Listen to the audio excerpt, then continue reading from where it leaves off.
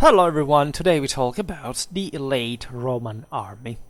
For reasons of randomness in my topic choices, it happened to discuss this topic in general and in detail more in the early years of Schwerpunkt. But as you have seen in the last week, just especially Byzantine warfare has come to condensate in an equally random way, in fact for the same reason. And there is a gap, though, in the timeline here of the channel regarding my understanding of late Roman warfare, which on a technical level has not really changed that much. I think that since the beginning I had good fundamentals. At least I spent my share of time reading about this. It's not like one of my fields of expertise at all. As you know, I'm more like a 13th, 14th century tactician, right? There are so many aspects about also the late Roman army institutionally that we will in part observe now that are part just of a broader background requiring to be an antiquist of some sort and having a pretty thorough interest in order to discuss. But in general, right, the thing that changed over time was my let's say, opinion about the debate, probably the hyper and excessively emphasized one of whether, the Roman army underwent a decline during this period, all the story. Naturally, it's a complex issue, and what normally happens is that you, as a kid, know that, oh yes, the early Imperial Army was so cool, and it's the most iconic, and it's the apex of imperial power, etc. And then there is this sort of decline in later times. Now, some of you will already say, well, Schwerpunkt is making a video saying that the late Roman army was the best, the strongest, whatever. Well, actually, I do have a particular affection towards these ideas, and today as well I will not surely miss to praise the qualities of the late Roman army. But over time, right after that other phase in which instead you discovered that of course there are some prejudices, the sort of dark legion about late antiquity, the migration era, etc., and that things were not so say faticent or disastrous and always lame or whatever. There is indeed a decline, there is indeed a contraction, there is indeed a crisis, right? That in fact in the general rhetorical dialectical presentation of these topics nowadays is skipped because they stop to the first to the second step, like saying, people think that the late Roman army was lame. Look, it's not. It's bigotry to think like that, etc. Now, I have spent now my decades of military historical work for different times and places in history. There are people who criticize me because you can't run a channel talking about ancient, modern, medieval, whatever. Well, if you are, say, adequately informed and educated for especially the YouTube average, it's definitely a child's play to do it successfully and with a degree of accuracy and correctness, historical accuracy, mythological correctness, of course. But the point being, in fact, exactly this: that you cannot quite as many people do because of hyper-specialization that basically drives the entire academic philosophy today, simply look at, okay, let's pick the late Roman army as an era on its own, and let's just be amazed at that because it's objectively cool, as it is. You must understand what was happening before, you must understand what was happening afterwards, and so you can fully appreciate the whole, which I think is the most important thing.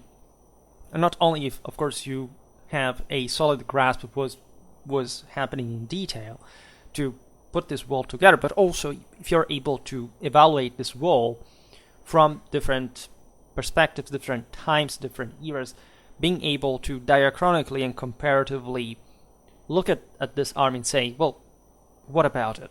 Right? You can't just make the point, well, it was equally great, or there were no differences, or for some reason that nobody really explains in this sense morally and scientifically. We shouldn't say that the late Roman army was, say, worse than the other time.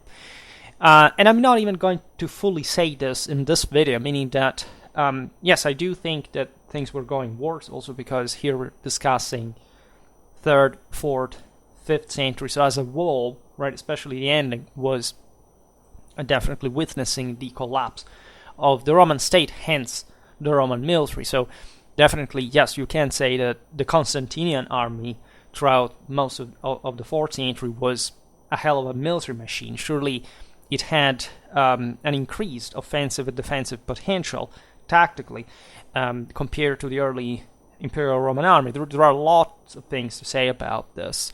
It's true that throughout most of this time, of course, the Roman army kept standing, and hell, it went on for another millennium, essentially in the eastern part. But at the same time, there were ups and downs, there were crises, there were remoldings, and definitely in another consistent part, you have a real dissolution, which is definitely something that does not apply to a system that was working magnificently. And people are somehow Manichaean about this because they, as we'll see now, tend to say, well, but as long as there was a Roman army, this was always the top one available. Yes, this is true, but this is exactly the point. What happens when, this thing did not exist anymore? Like from a day to another, this collapse for some reason, people decided, well, we have the best military ever. Let's simply destroy it or dismiss it, disband it, because the Middle Ages have to come, the migration era, the barbarians are welcome now, or whatever.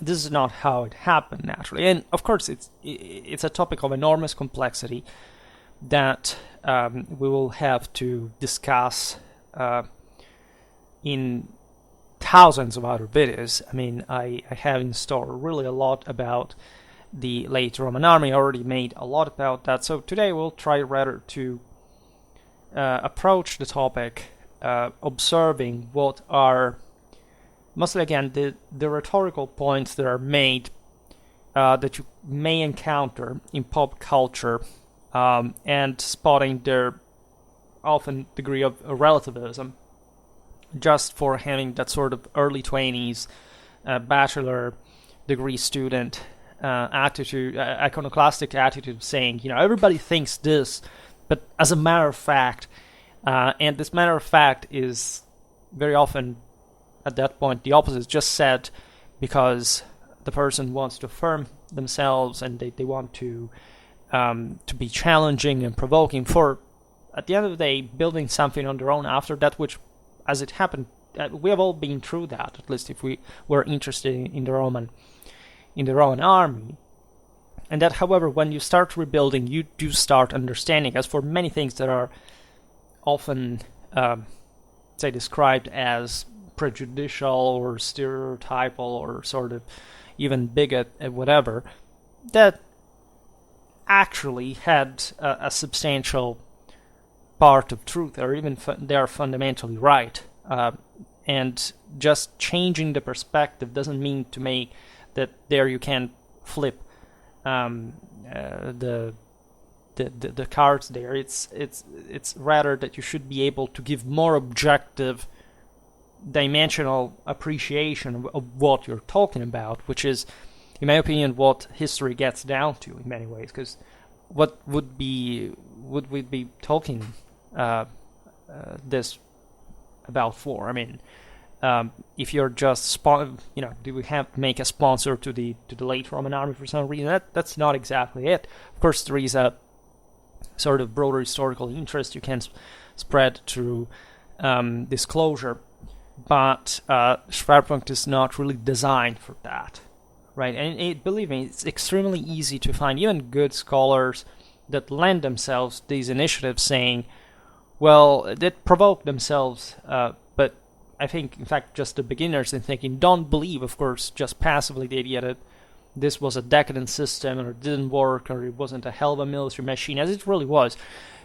But at the same time, just be aware of the fact that, yes, there are some differences. There is a gradual crisis, decline, contraction, and one must understand also why the system changed. And again, this is not the first video I make specifically about this topic, but you can find them in the late Roman army playlist, but I will not refer to any of them because they were mostly old. And even though I say basically the same things, right, I would like to phrase them in a slightly, say, more insightful way today. Every country also has its chronology, terminology, definition when it comes to what we call the late Roman Empire, at least in English, encompassing the raise to the purple of Diocletian, debatably as a beginning, because some include also the 3rd century, mostly from the crisis, but some even after Septimius Severus. And the date of the formal end of the western half of the Roman Empire, it was never a Western Empire, at least in practice it was, but factually it still belonged to a sense of unity of both parts, with even instances in which, in spite of territorial disputes, they were able to intervene in favor of one another and even giving back some reconquered territory to the pertaining half, right, geographically. But the same terminal date here is, of course, debatable. In many ways, there is a bias there. That is the one that we appreciated in the videos about so-called Byzantine history. And as you know, I'm perfectly fine using the term Byzantine, and there is a very specific reason which escapes, and that's why I made like 3 videos lasting 2 hours each to explain the point, because that's yet another thing that you always find. No, the guys were Romans because they always called themselves Romans. Byzantine would have been offensive, was never used this. So yeah, we know that, but we use it, and we use it for a very particular reason, or a very particular set of very particular reasons.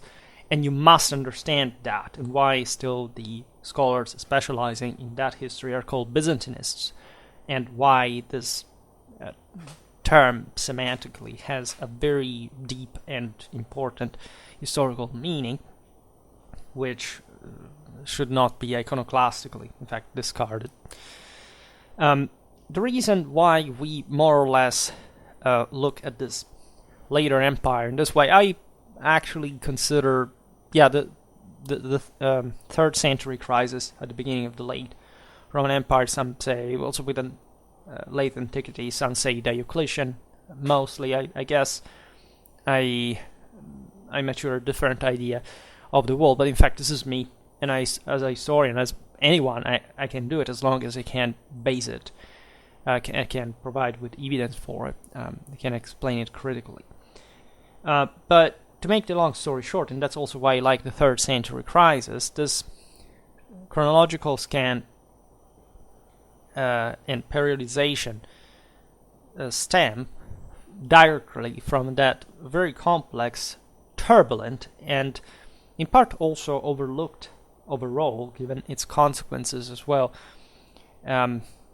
military history that, in fact, the same 3rd century is, right? If you want to conceive it just through the end, how the Diocletian came to wrap that up after, of course, figures like Aurelian had literally prevented the empire falling apart for different, again, reasons that are pretty much of a big deal, because in fact the 4th century opens to another great phase of stability of the empire, where you can hardly speak of the earlier, the mid-4th century as a moment of decline, right?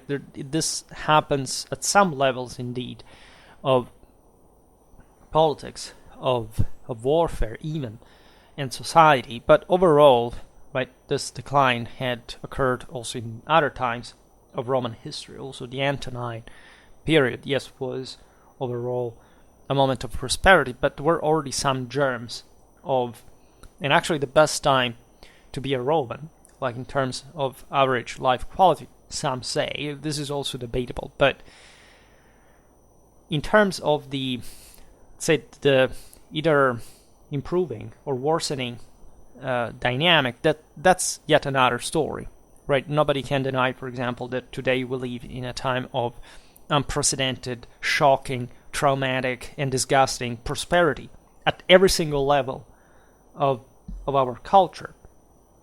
But there is also no doubt that we are living in a moment of crisis, of shrinking, of stagnation, whatever you can say, you can indicate in this sense, as at other levels, right, starting from the moral one, right, and the general sense that we know that things are going to go down because we already have those indicators, and so you can appreciate the complexity of this phenomenon. But also as a historian, just as a person of my time, I must say that the general explanations for the decline of the Roman Empire in late antiquity seem quite close to the same ones that we witness today. And you will always find the person says, no, it's not true, it's not multiculturalism, it's not illegal immigration, it's not tolerance, it's not whatever, no, it's just, right-wing fascist rhetoric, whatever. It's actually that, right? It's just economical crisis, but it's all blended in one that starts primarily from a moral point of view, but most of what we see here are the consequences of that. But you must understand, in fact, what is that started it in the first place, and so the dynamics do not seem that different at all. Of course, they were dramatically different, they were completely, in so many ways, different societies, but there's still a human dimension that was actually also much more alive, I would say, than today. I made multiple videos also about the paradigm shift that Christianity represented.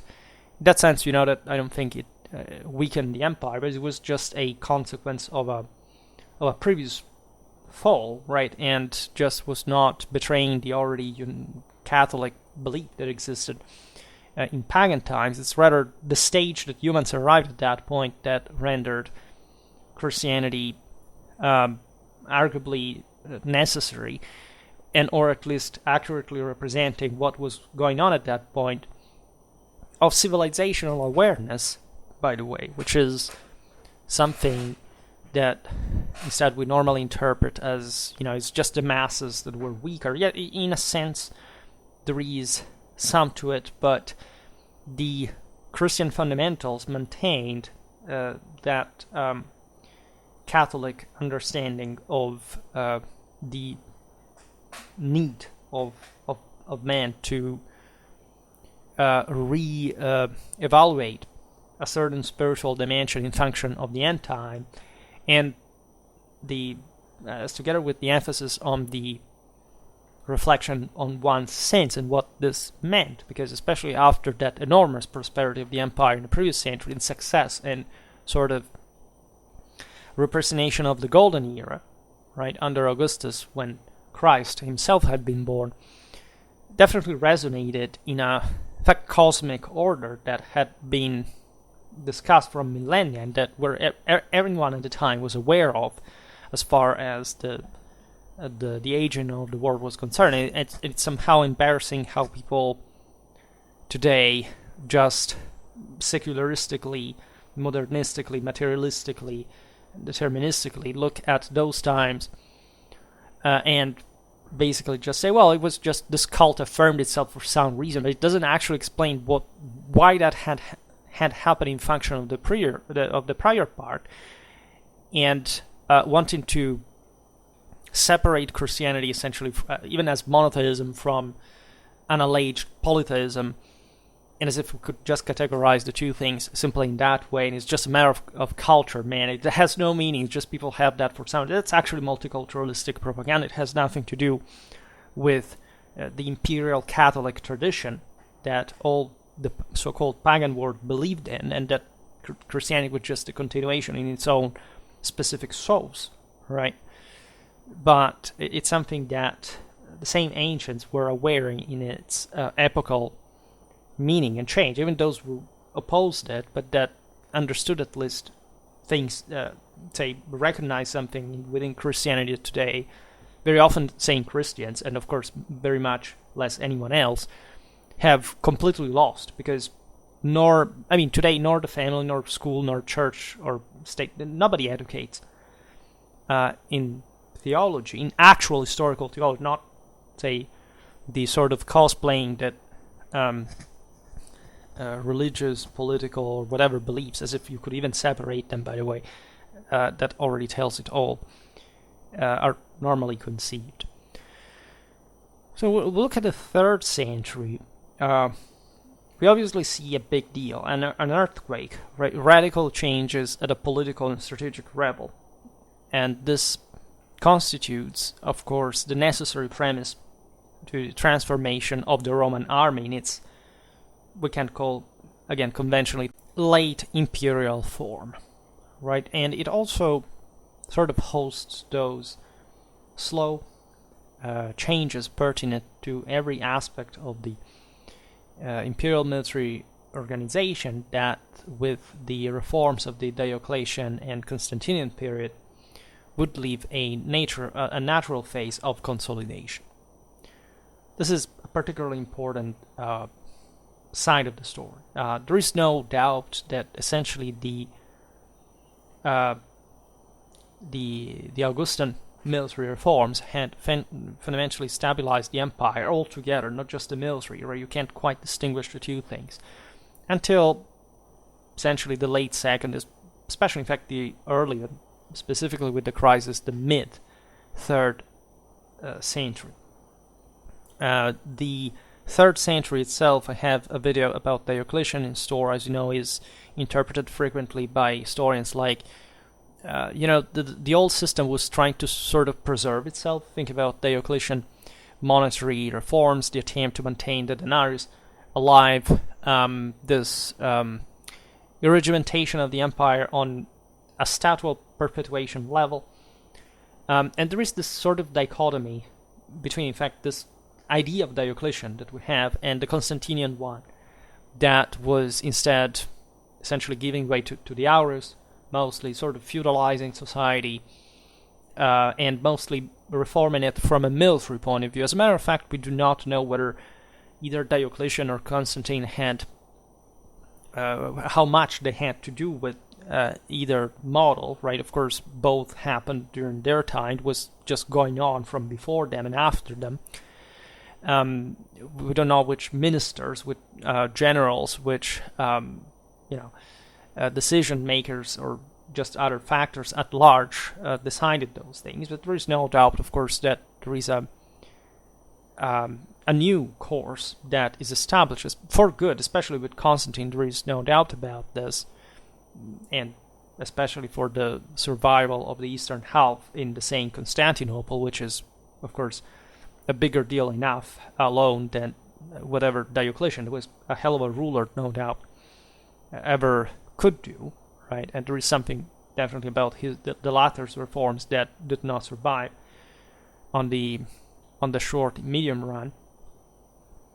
And the 4th century, what I call often in my videos the Constantinian army, Constantinian period, is a, again, moment of substantial stability, even prosperity by those, say, considering especially the other country standards. I mean, the surrounding peoples mostly, because still the empire was essentially the only thing that existed, aside from the Sasanians that were trying, say, relentlessly to have their own place in the Levant. Let's say the Roman Empire was still seen by anyone, right, all around, as the only universal empire that ruled factually the entire globe, right? This is a concept that we tend to forget. At least in my Byzantine history videos, I stress that very much, is that still, I don't know, in the 10th century AD, as far as Britain, you find people that call themselves as rulers Basileio. At that point, right, of speaking, of writing it in Greek, even though, of course, almost no one could even translate Greek at the same time, but the idea that Constantinople at that point had remained the see of that imperial power, right, and if anything, through a sort of delegation form, is very much alive. As it is actually very much alive, the concept that Rome was the holiest of the cities.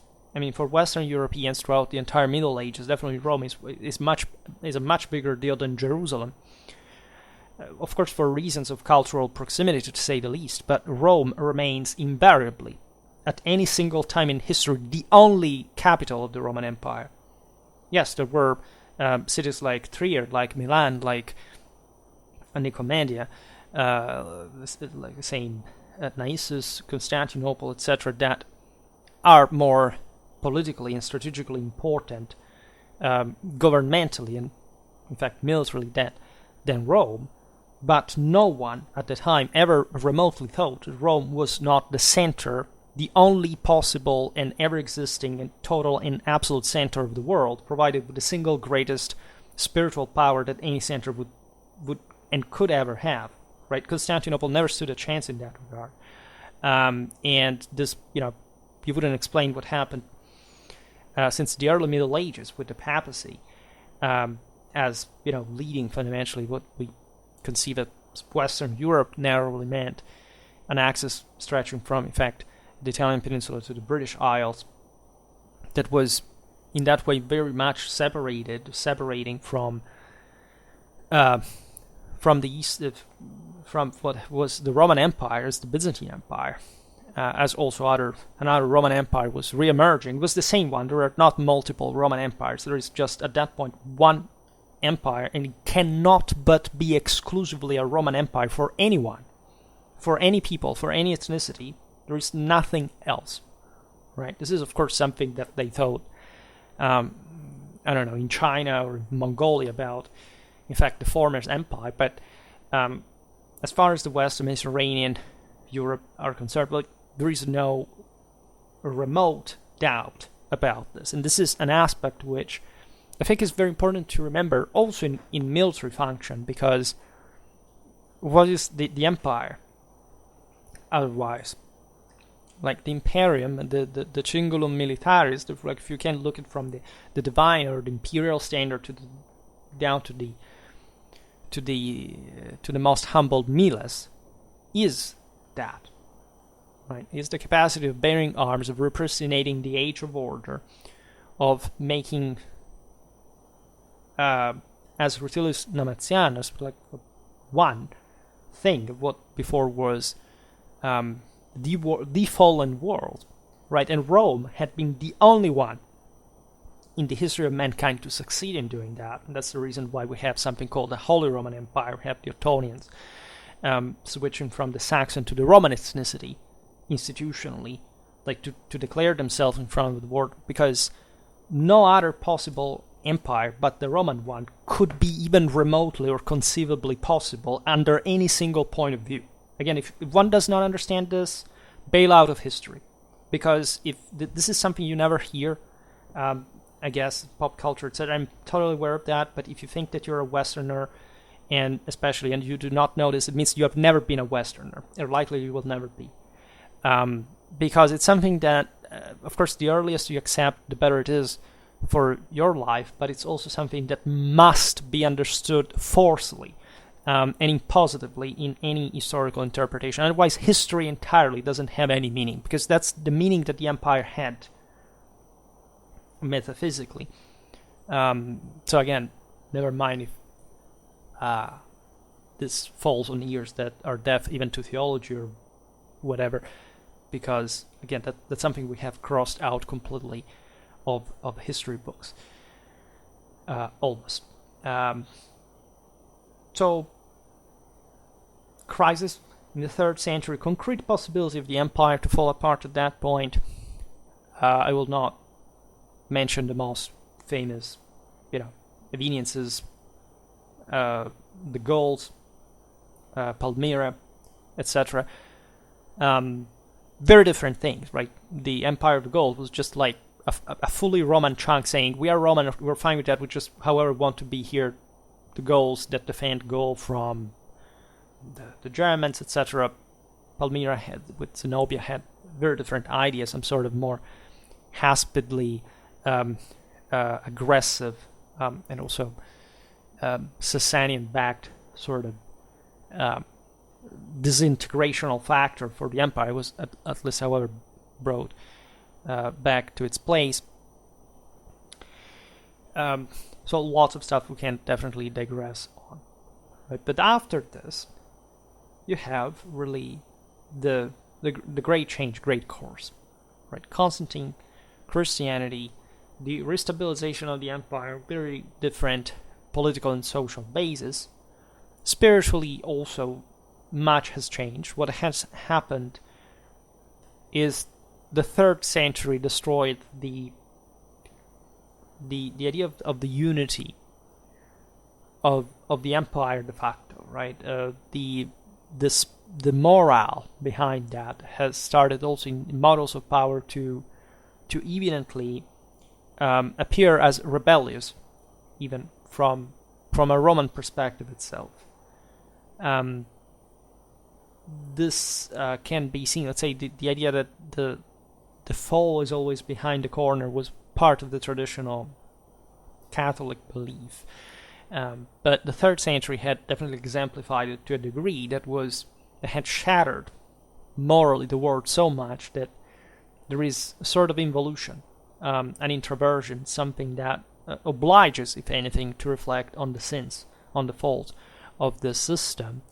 That's also what favors Christianity to a big deal. There are phenomena like Mithraism that were still just a continuation of the, of course, this was revolving, as you know, around this figure. It was one of the Dioscuri, the Vedic religion. So, but in part was, like, conceptual was the same. Indo-European religion had always been around, and the same universal one, just saying Christianity was embracing, but from a different standpoint, a different point of view.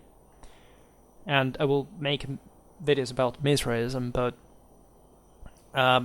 my impression, even though I am very interested in it, is that it's been overrated in the bigger scheme of things, a bit like also Julian's attempts to represent what we call as paganism, but there is a great confusion in general regarding the differences, say, between the Augustan Catholicism and the, Julianus enotheistic views, like in terms of deep cultural meaning, that I think Christianity in that sense results as a phenomenon from, it's not much about a struggle between two faiths, two different religions. It's about essentially a different attitude towards the same universal problem that Christianity was in that regard to win because of the tiredness of time, and that also nailed the problem, in fact, at some point. That's why it was also so successful. Yes, there were some, aside from the heresies, but some manifestations of Christianity, of course, are perplexing, right? Especially the ones of the masses, the identifications of Christ with Orpheus, this kind of things. The Fourth Estate does that, right? The main problem we have is reasoning like 21st century people, thinking that there are just factions, and it's a matter of, I cheer for that team or that other, and not realize, in dividing, let's say, vertically, whereas the differences were always between the elite, let's say, and the masses, and you must understand there why the same elites opted for Christianity. At a point, what was there to gain, also in terms of concrete governability, and also what, of course, the dialogue still existed for throughout antiquity, for how long it lived in different times of this empire, right? Some places it ended before, and some places it ended later, in terms of the relation which to pose themselves towards paganism, as it was called at that point. But that, in fact, even the same term betrays the content towards the fourth estate and not much the one against the elites. Now, yes, they were Christian. It had something to explain in terms of why they had failed, but the empire had somehow needed to expiate through its cultural representations through the cross, right? But that's again something I can't quite digress on today, and it has to do with the collective failure of the system. There was the collective failure of the world. Bear this in mind that, say, when Rome was in crisis, also the rest of the world was in crisis. There wasn't somebody else leaving in a better way than the Romans did, right? And in spite of the best efforts of today's fourth estaters that buy into nationalist and or socialist mental diseases, because of course they cannot afford to understand that today, just like at the time, there were lesser people, but what can you do?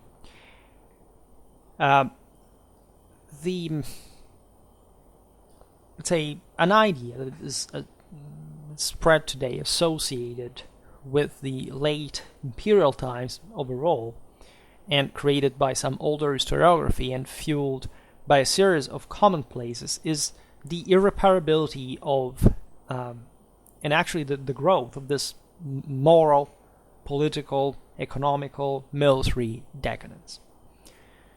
This is challengeable in the measure in which you understand, of course, that the dynamic was so gradual in certain periods of Roman history, of the same late Roman history, that you can't quite even see the contemporaries at the time perceiving the let's say the sort of, at least the way we have stereotyped such decay, which was occurring and that they were actually aware of, but they weren't really terminate in the way the most popular, mostly Enlightenment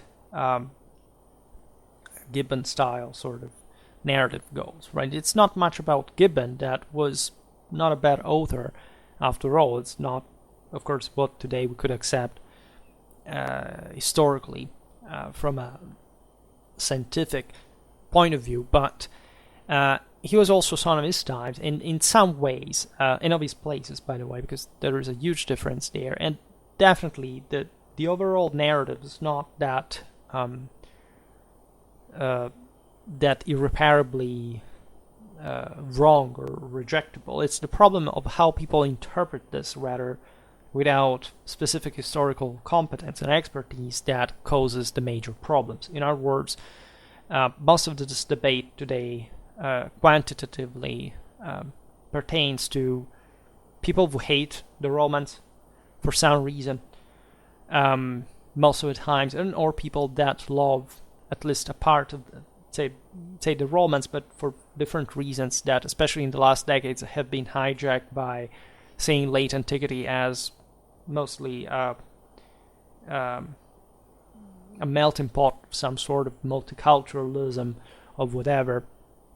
We have maybe stopped a little bit to do that, also because in the last decades there's been such unjustified, even as a historian can say that, unjustified amount and disproportion of texts written about late antiquity that have, in my opinion, so much just insisted on themselves and their market, etc., that have completely alienated the same scholars from the historical objectivity and factuality of late Roman history, right? At least, I think the brightest historians in this regard are fellow military ones that have especially gotten interested in fact, the most positive aspects of the late Roman military, that again was a hell of a military machine, and that have, say, come to describe it in a proper way, have made disclosure, have stimulated especially the youngest to appreciate this time. I know personally lots of people, also my not so let's say esteemed reenactors, EMAs. Yes, I have had a terrible experience in my life with them, can I say? But many others really, in that I appreciate, right, for what they do, even in terms of disclosure, etc., for their same activities. for this era that again has become a bit like a universe on its own, right? If this is what I notice is that again, when you find such a huge pool of information, we're talking about centuries of history, and on such an immense space involving many other peoples, etc. You of course have so much to study, to specialize into, to research, that you do not need to exit that boundary. But as I said, there is always the concrete risk that when you talk with some of these people, aside from the quality of the information, but it's just that they stop to those boundaries, right? On Schwerpunkt, I basically don't even discuss what I research professionally, because I think it's not that it would be boring, because actually they're pretty just like how armies actually worked and fought on the field, not those strange sort of logistical materialistic interests. But of course, it's so concentrated also in the narrow spaces of well, they are pretty large as in this case, but I could not simply bring you there without an adequate preparation. But what I do on Schwerpunkt highlights what I mean also in terms of how looking at different times in history, different periods of warfare, and being able to compare them, because otherwise you remain, I think, pretty illiterate historically, strategically. The art of war really requires that by definition. So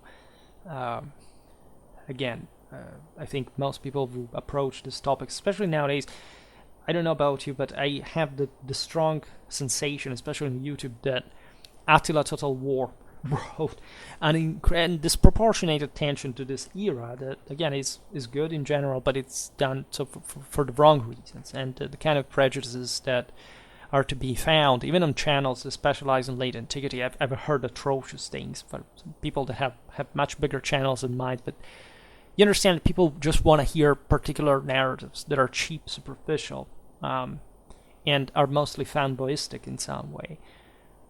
This, for example, this intrinsic hatred for Christianity, the idea that if paganism had triumphed, if it had even a shot, that's the thing you should debate at that point in history.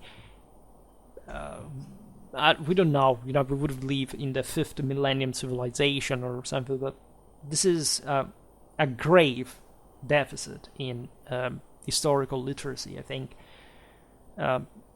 also in cultural and probably educational one, and many others privately, but there are plenty of this, like the ones who hate the same empire, or those who just look at the barbarians as sort of merely, demonic creatures or whatever.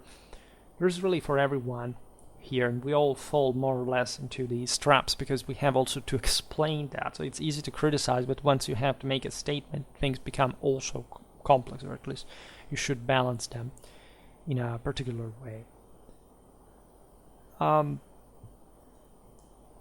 The idea of this irremediable decline has been naturally countered by many recent researchers, not so recent anymore. I mean, we know these things from quite a while. Many attempted historians, of course, dedicated themselves to just reject certain narratives. I would say, methodologically, however, there is a lot of room for improvement, to say the least. Again, making a relativistic point like we do not know, or we can't say that, it's too complex, whatever, it's not a historical ending point, right? At some point, the historian has to research. At some point, it has to stop. It's never going to be enough. But the most important thing for historians to do, which inexplicably, especially, again, people feel the need to stress to say that it's not the case, must violently express a judgment on it, right? That's the exclusive point of history. That's the reason why we do that. There is not another function. As historians, we do not spend our lifetime researching just for saying, well, somebody else has to judge. I mean, you're the guy who knows the thing better than anybody else, for Christ's sake. This is what you are called, after all the money that you have spent, right, all the time, and that the state has, the system, society has spent for your education and all this work, you are the one who had to give the damn answer. And so perhaps we will look at this in another video, but erase from your brains immediately the childish, the very easy and childish error to presume that historians do not have to judge history. That's exclusively the only thing that they have to do once they have examined it, hopefully in a correct way, right, methodological, but that's something that must come up on their own, because there is no such thing like history fixed somewhere. It's merely interpretation, right? And that's something that in today's times, especially lesser people, cannot afford to accept, because if you tell them that what the garbage they believe in is wrong, of course they are going to have an existential crisis, and so they must pretend that there is a sort of 100% inalterable history that some historian owns somewhere, it's sculpted in the universe somewhere. That's not what by definition history is. What you're talking about is the truth, which if you do not even go through history professionally, you can't quite claim, right, to have above any other person that is a historian that has been there. So what the historian has been through, you haven't been through. So what he says is something that you must listen to, but that you're not necessarily able to understand, because you never know what that person's been through to come up with that. And this is valid for every single historian ever existed. This is basic physics. You can't alter this cognitively or practically. It's just what you have to live with, uncertainty, because that's what our existence is about.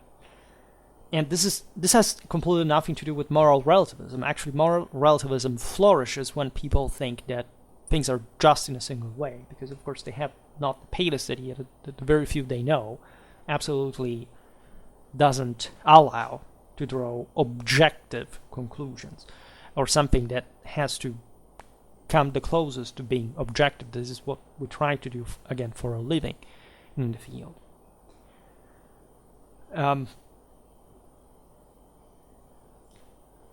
The late Roman army is especially one of those topics, again, that has been revived mostly in research, in history, in the last generations, to point out how unfair the judgment of a sort of illness of the system would be concerned. Some people would go as far as saying that there is no concrete element to state that during the late Roman Empire was a fall in efficiency or a structural deterioration within the imperial armed forces. Right? I have great problems with this statement because, of course, again, it didn't end well, at least for the empire, for how it was defended, at least. So one must forcefully explain this failure, and you can't quite simply say, well, it's politics or society, but the military had nothing to do with that. That's not how it works, right? When we separate that conceptually in the Clausewitzian Trinity, doesn't mean that practically we can separate that. All these factors simply mirror one another at the same time, the same level, right? There is no doubt, for example, that the army had been the most efficient part of the Roman Empire, statally and administratively, right? But this doesn't mean that when the Roman state evaporates in the West, right, that the Roman army there was so greatly efficient, there hadn't been a decline, a fall, whatever. So again, logically, dialectically, you cannot make that statement because it cannot be made, I would say in general, in the first place. I mean, it's something which habitually happens, right? Even in terms of overall growth, there are moments of stagnation, there are moments of crisis, there are moments of decline. There are some, at least, aspects that you must interpret in function of where that empire was going. And if you look at what was happening in the late 4th, the 5th century, well, yes, there was a hell of a crisis. And also the narrative that the eastern half of the Roman Empire would have just been immune to that, well, as if the West was just an old man, and in Constantinople instead there was women in gold and so stable, right? It's not true. Actually, if you study the two halves in parallel, we also made it in some video, you realize that pretty much the same identical problems that the West had were being experienced by the East, and practically at on the same scale. Now, there is no doubt that in this sense the East survived for some reason, but let's say those same dynamics were bringing to different outcome. In fact, in the other part, and also about that, you must understand: was there actually a destruction? Was there actually a ferocious hatred towards the system as such, or it was just a system that wasn't quite holding per se, and the people actually decided this thing to go towards another direction? Because we tend to see, in fact, the empire a bit too much in 19th century sort of Victorian ideas of empires. This was just a metaphysical system ruling over, again, the universe, and that had different sort of intensity, power, depending on who was in charge, and the way certain parts of the empire melted away, arguably also the ones that are revived in the Middle Ages. In the Holy Roman Empire, whoever at that point bore the Roman crown in the West as well, that, again, more or less the same people who tendentially support this sort of legalistic principle of Romanity as a prerogative of Constantinople after 476, and mock the Germanic empires, etc., as non-Roman, is actually a counter-traditional concept, right? Surely individuals like Charlemagne or Otto I were much closer to the archaic meaning of the Imperium than what the Byzantines were at the same time, right? Because that is pretty much the only thing that did not really evolve, because it was such the fundamental point of existentially, historically, universally, that, again, you can debate who has the right to be an emperor, which is also what basically the entire history of civilization in a way or another has been. But you cannot deny that that power is divinely conferred, and that if it is so, it's because there is a merit and a valor. So, again, the legalistic point of only what is certified from a statual continuity as Roman by a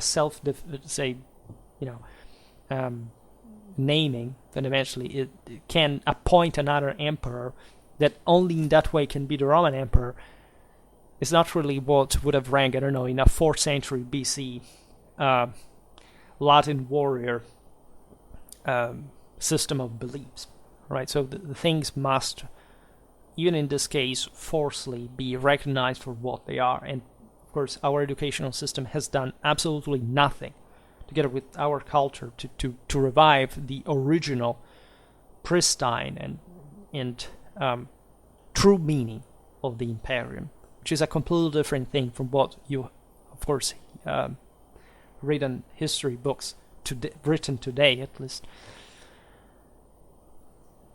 There is one aspect about the late Roman army that more than one, of course, that really stands out, and that you must read in function of the same crisis. That is to say, in spite of these difficult times, the imperial armored forces touched, in terms of organizational flexibility, the peak of their history. Right? The Roman army was able to adapt dramatically to the changes of the 3rd century, and the Constantinian army especially is one of the most brutally and traumatically effective military machines in the entire history of mankind, and it cannot be denied by anyone, definitely. As always, we must understand what the Constantinian army was, however, in context to the other, to the rest of the world, to the foes. Right? That's also the reason why this was such a terrifying force, because it objectively coped with enemies with the strongest enemies that Rome had ever faced. Right? The Sasanian cataphracts or the Alemannic infantries were, as now I'm just using the unit/tactical prototype, but as systems, as armies, as confederacies, as empires, like they were something which Rome had never faced in terms of, again, of punching capacity. The early empire definitely saw much lower threats. Definitely the Germans of the first centuries AD or the Parthians were not that threat that would have become in the later centuries in the same regions, right? And the Constantinian army solved an extraordinary function. It obtained excellent results, and it cannot be, in this sense, blamed as a less effective system in relative terms to the relative times. Then you can argue that yes, the empire was more on the defensive, that generally speaking they had suffered an important blow. Yes, this is true, but this is also what was happening in the rest of the world. Right? This crisis, these contractions were hitting pretty much everyone. And when you look at the shrinking of the empire, you're understanding this on a spiritual scale. I mean, the earth is just dead, right? It's just a surface. Of course, if you have a system contracting, it can be also the better one of anybody around, as the Roman Empire actually was still at this point, but still losing ground, because literally they do not have the absolute forces to keep that together. This is a very important key of interpretation, in my opinion, of the system. If you look at Julianus' campaigns against the Alemanni or the Sasanians, you really understand what, still at that point, by the way, half a century after Constantine, the military system that had been established back in the day really still was capable of.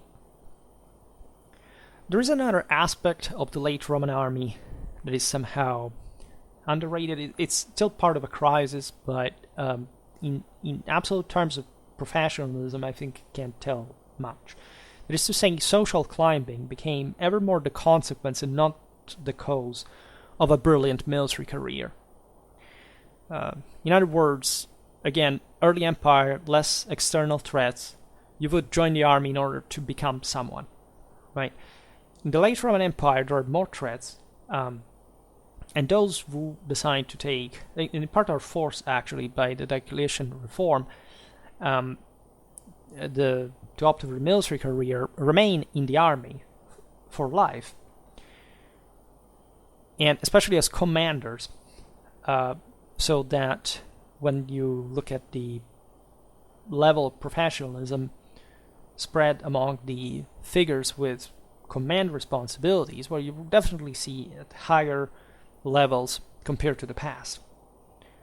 This means that these people were just more powerful. They could even be, in fact, more rebellious. Think about all the usurpations, civil wars. It's basically the Romans ate each other alive. That's the main reason for the collapse of the empire, was the internal war struggle, right? It was not an external power capable of doing that alone or per se, right?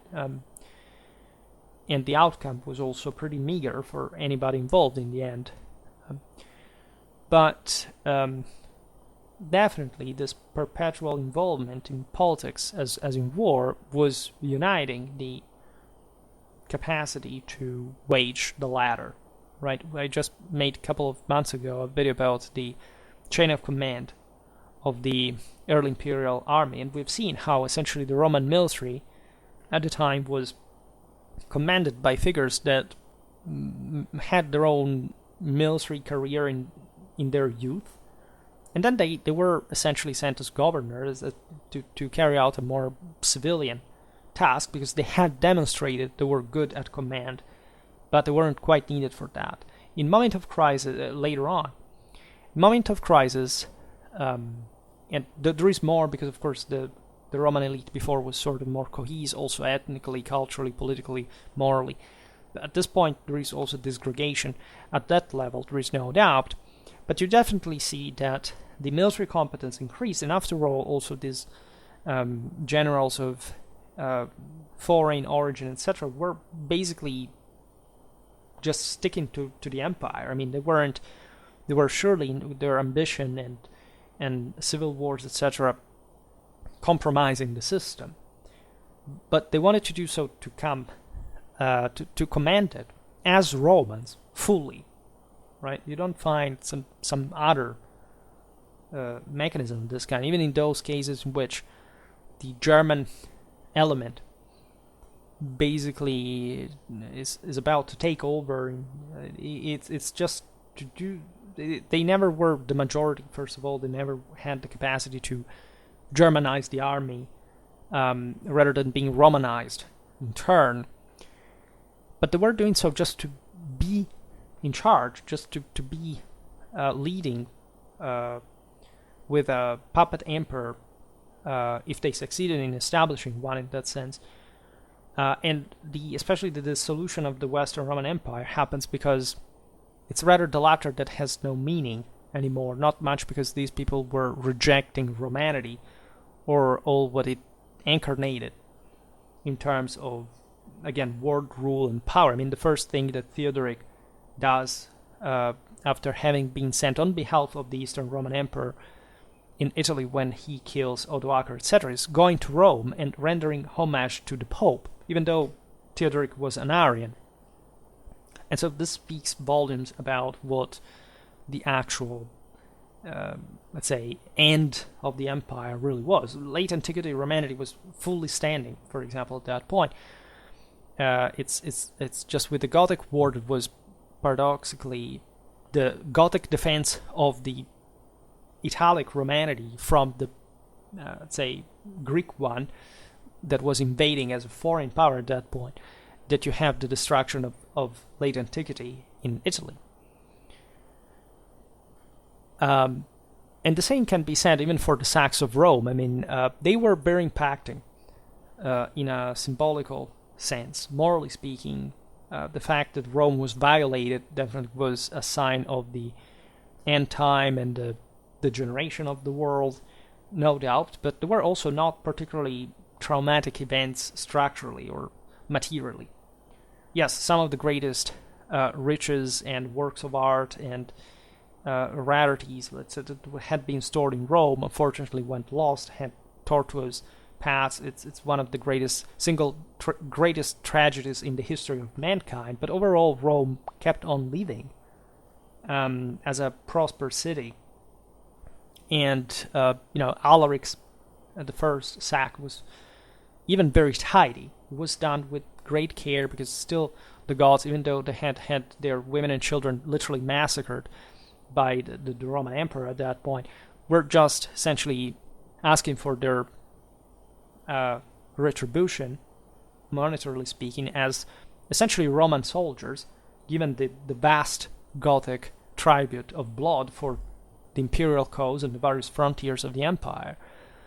And they go settle eventually themselves as foederati in the Roman lands of Aquitaine. So it's a history that, even in that case, that the Goths could have been wiped out completely on 3 different occasions by Stilicho, while the East and West were throwing them at each other. It's not different, say, from what the Carolingians were doing later on with the Vikings, for example. And that notoriously, even the same Germanic kingship, in a true confederal and territorial sense, is essentially a Roman creation, right? It's Alaric for the so-called Visigoths in the Illyricum, They were essentially established as a Roman army of Illyricum. Essentially, they gave the gods the permission to acquire the unknown as in all the supply that entailed for the local army of Illyricum. And of course, there had to be a hierarchy, and they used the one they had, and they conferred the title of Rex to Alaric, and eventually he was to become the model for any other Romano-Germanic king. Whereas, of course, in Germany, the thing was actually quite dreaded, and it's ironic because Clovis, taking everything he could in terms of Roman delegation, would actually conquer the same, and in a very, in that sense, unusual way for German Morris, let's say. So this gives a dimension, even just after Adrianople, that is the major deal, as you know, because an entire people, undiluted people, like the same gods, settle within the boundaries of the Roman Empire and cooperating with it.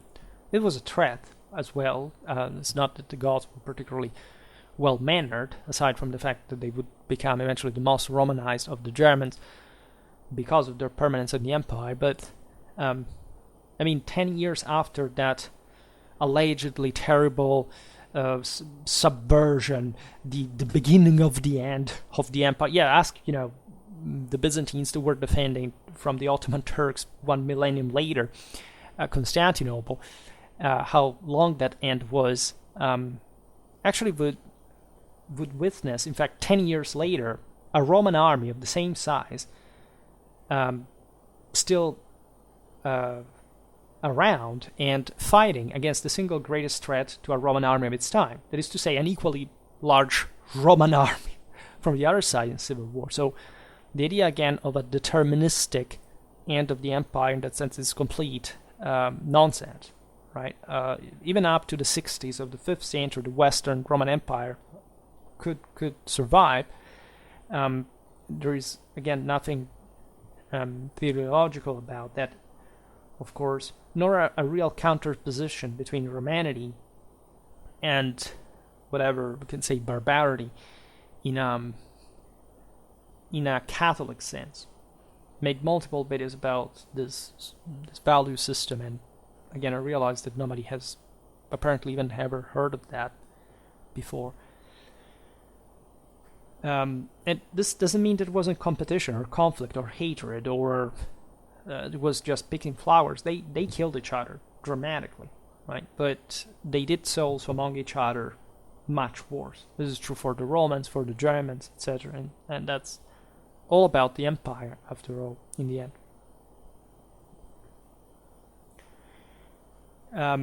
After Adrianople, you have the peak, and most recent and objective studies show that, of ethnic German presence in the Roman army. Now, there were other groups in the Roman army that were, in this sense, allogenous. And definitely the Roman army underwent a sort of barbarization. But if that was really the peak also of the general foreign element in the Roman army, it was never close to be prevalent. There were at some levels, units could be entirely made up of these people, because of course that had some effectiveness in terms of their combat support, but it never applied to the entire Roman army, right? So even with this, and it was diluted over time. Let's say it wasn't a quick process. This is also something that is usually gotten wrong. I mean, even after the anti-German reaction in Constantinople later on in the 5th century, you still have other Germans, right? Just they don't arrive to level of takeover, concrete risk of takeover. But it's evident that even in a phase of undoubtful growth of the barbarian component within the imperial forces, the Romanizing effect of the army remains clearly prevalent. Right? In other words, the Roman army was much more of a Romanizing force than the injection of barbarian elements was of a barbarizing one. And there's really no doubt about this whatsoever. Also because really the military model that is out there, that even the barbarians are fundamentally emulating, is the Roman one. I mean, it would have been difficult. There is the other effect around. Of course, you have people mostly focus on equipment, saying, well, if I look at a Spangenhelm or Sparta, or, or even a noble scooter, maybe those were actually likely prevalent even in early imperial times, and I don't know, some lorica squamata, trousers, etc. That's an evident proof of the barbarization of the Roman. The Romans began to fight just like the Germans did. What if it was the other way around? As a matter of fact, I mean that system was evolving naturally towards that. I mean, naturally, let's not stress too much the naturality of human, say, political or social phenomena, but the idea that things were just moving towards that direction because of concrete need. And surely these societies were looking like each other ever more. But again, aside from the fact that there weren't such radical changes, even I made multiple videos about the Celtic legacy in all this Romano-Germanic equipment, as a matter of fact. I mean, the Sparta was coming from that, But what works is used. And so you can't quite look at that saying, well, it's just a style or a fashion, or it's about how many of these barbarians were there. Well, there is a pretty clear, also even an increase in, of course, of uniformation, telling the truth, which was actually higher in some aspects at least in the late empire than previously. We will explain how, because you can have a very homogeneous system because of functionality, but still trying to standardize production, especially that depending on which production system you have. And as you know, in the late Roman army, you have greater grip, control, and militarization from the state in fact, imperial armories, etc. So these are aspects that we will see more in depth in other circumstances, in other videos about clothing, equipment, and so on. But again, also this idea that the true Roman soldier is not just the early imperial legionnaire, but that specific type of legionnaire, like just with the one with the shingle like scutum and the Gallo-Italic helmet, and just that type of gladius, and just, of course, the lorica, so-called lorica segmentata, etc. It's not actually correct, nor it is actually supported by the sources entirely, right? Most say that at least the most typical concept is like to criticize the noobs. Let's say back in the day, I have memories from the 10s of the third millennium on Facebook groups. Is that it's not much, of course, that say Roman equipment change and late Romans look in a very particular way also in the field. Compare the early imperial times, even aesthetically, even because they're very beautiful things to even try to reconstruct visually. But also the fact that, again, in the early empire, soldiers would have been truly and fully uniformed. People think that since from the Marian reforms, some public, some arms and armor manufacturers run by privates, by the way, were subcontracted. In fact, the statal productions meant that soldiers looked like all the same. Actually, this was not true. Right? No, they weren't even technically paid fully for the equipment. They could have a degree of customization. The legionary castra had their own forges. That we know of very different styles all across the empire. The arms and armor were yes, down to mostly to that sort of standard that had been the standard just for basically any other sedentary people in the Mediterranean. The shield, couple of javelins, the sword, the armor to some extent, but so much factually could change depending on what was available. The same auxiliaries, for example, could be field, given that they fought much more often than the legionnaires, could be actually equipped in the same identical way the legionnaires were. So there is no categorism in that sort of figurinistic or wargamistic approximations, simplifications that you can find around, right? We do not know much about the Roman army. That's yet another thing that, albeit more painful to observe for the late Roman era, is actually true for the early Roman Empire. I mean, there are some things about the Roman army of the Republic that we know much better and more in depth than even early imperial times. We know very few about the Roman army overall. It's just a lot because the empire was big, and so quantitatively we have a lot of stuff, but in depth, right, we do not even know technically how they fought, whatever their concrete deployment, formations, whatever, in actual combat really were. We are very far from so much of that. And there are incredibly complex, huge topics that I hope Schwerpunkt will eviscerate adequately at some point. And I remember where I was going with this, but just remember that the Roman army always had more foreigners within itself than Roman citizens at this point, subjects, right? This is true for every time. The notion that, but in the empire now they started having barbarians, foreigners. Before it wasn't like that. It was like that since the very beginning of the Roman army. Throughout all the archaic, Republican, Imperial, whatever you want to call them, there were always permanently more foreign troops in the Roman army than citizenry was. And so evidently that's not a cause of the decline. The decline here is more political in nature, moral. It's the fact that these peoples, as we were saying before, were just, the system was contracting, some areas remained uncovered, and so they were occupied by these peoples. And yes, that entailed overrunning Roman positions that could not hold. Some provinces were evacuated, even like Britain, even before somebody invaded it, technically.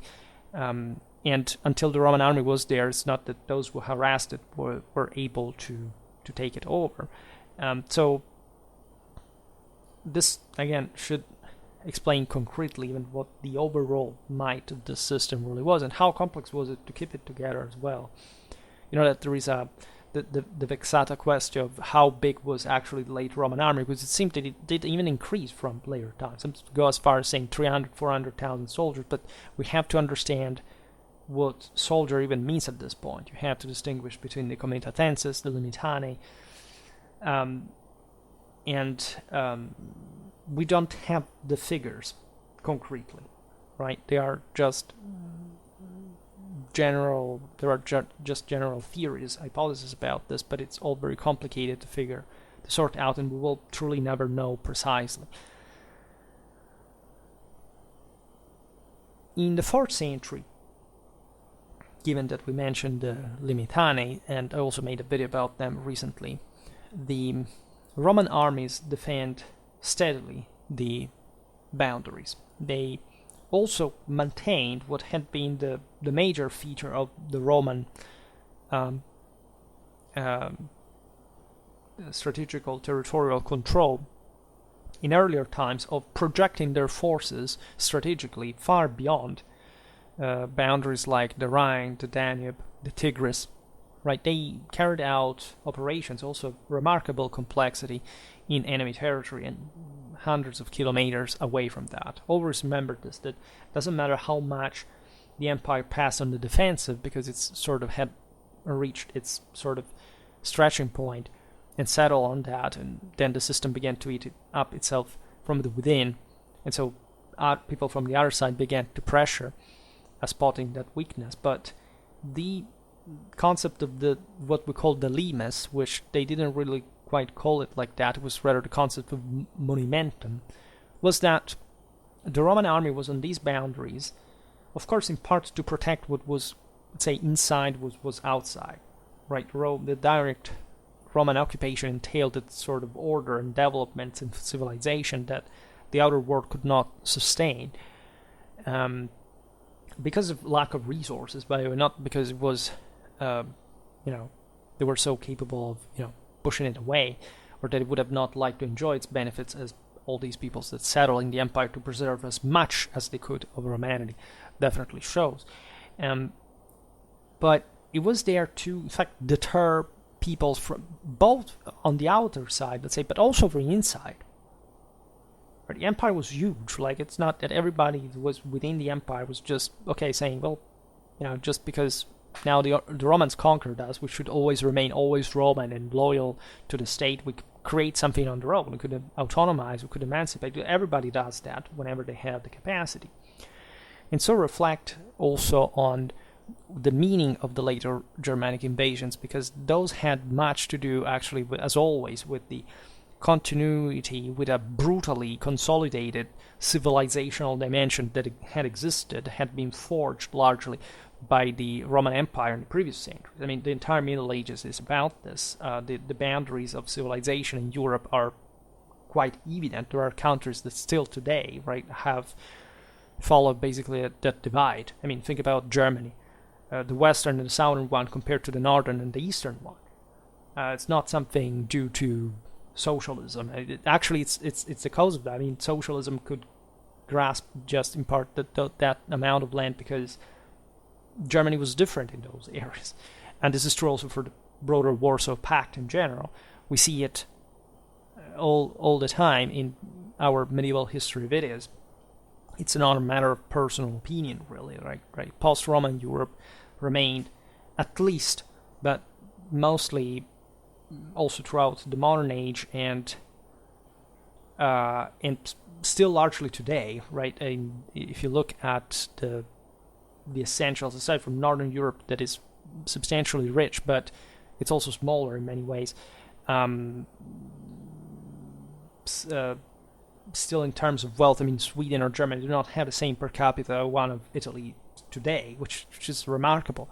And about the East, again, it's not just about socialism, how much we hate that, but that of course caused major damage further to eastern parts of Central Europe, the Balkans, but it is still the legacy of that, of the Roman Empire throughout the entire Middle Ages, indeed, by far, and throughout the entire millennium, even after the collapse of the Roman Empire, the early Middle Ages, so-called Dark Ages, southwestern Europe was dramatically more developed than what had been the Barbaricum. This is yet another thing that I observed to be quite rejected, I think, subconsciously in pop culture. I see that basically of all the videos I made, almost 2,000, the algorithmic ones are just the ones about Northern and Eastern Europe for some reason. If I make a video on, I don't know, even England, like just in a Western sense, or France, etc., or Italy, or Spain, and even in that sense, you say, well, those are Southern Europeans now, consider them less. But people are just going to watch the sort of tribalistic and barbaristic kind of Europe for some reason, or are searching for that. And that makes me think a lot regarding how much that is a cause and consequence of how the Roman Empire is seen still today. I think that's actually quite important psychologically. It's not just historical or sociological. It's just like how is that people think of the Roman Empire? We're all aware of the last months of the meme that men think about the Roman Empire every day.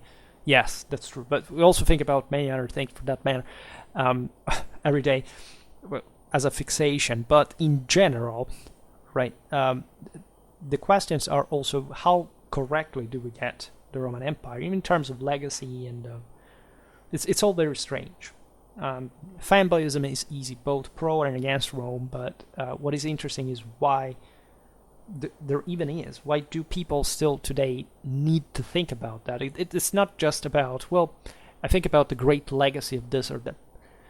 Yeah, there were also other systems that had a great... Arguably, the Roman Empire, it was the polity with the greatest cultural legacy in the history of mankind. I perfectly agree. But proportionally, there were also other things going on, and still are going on, that you would say, well, it's history, let's look at it, right? And they do not receive the same kind of attention.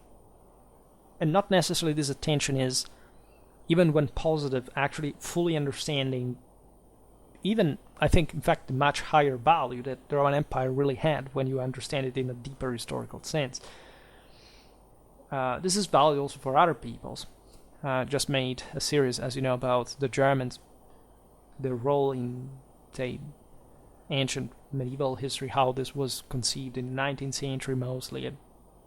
But we will come back on that topic because it's of extreme importance.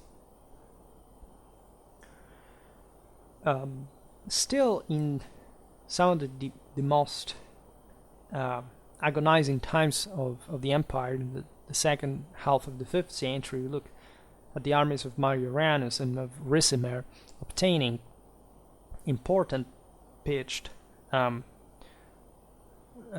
battles success, right? If you think about Etsus at the Catalonian fields, you realize, yes, the Alans and the other foederati really saved the day in many ways, but it was still the Roman army as a whole. Those people were settled, in fact, through the Fedon within the same Roman Empire. And what did that mean? Right, I made a 3-video series about the Alans, and we observed how these people that you would think to be way more barbaric and primitive and sort of civilizationally incompatible than the way more Romanized Germans for the empire, turned actually in the single most loyal, faithful, and defender of the empire, even bailing out of, say, cooperation with the Germanic tribes, confederacies at that time, when it took to even exploit a temporary Roman weakness or whatever. So that's quite a thing to observe. And at that point, however, there is no need that there is a severe deterioration of the Roman military. I mean, the second half of the 5th century in the West is truly like the end of this. Still, it could have lived long. Why? Because there had been such a shrinking that also other parts of Europe had been suffering of that, right? So the true shrinking actually happens in the following century with the Justinian plague, and so that really brings to a much severe end of lots of things that will take centuries to restart. Not too many, but still heavier than this one. But I think it's rhetorically unfair to claim that, it's just incorrect to claim that you can speak at that point of a deterioration of the quality of the Roman military, that it was just a matter of, say internal tensions, and not what the strategy and the tactics employed were concerned. Well, of course, like you cannot say that any army, telling the truth, was just idiotically fighting, both strategically or tactically. Everyone was good. Like, it's not that the barbarians were just, people stabbing on their own fate for some reason, or invading the sea or doing things like this.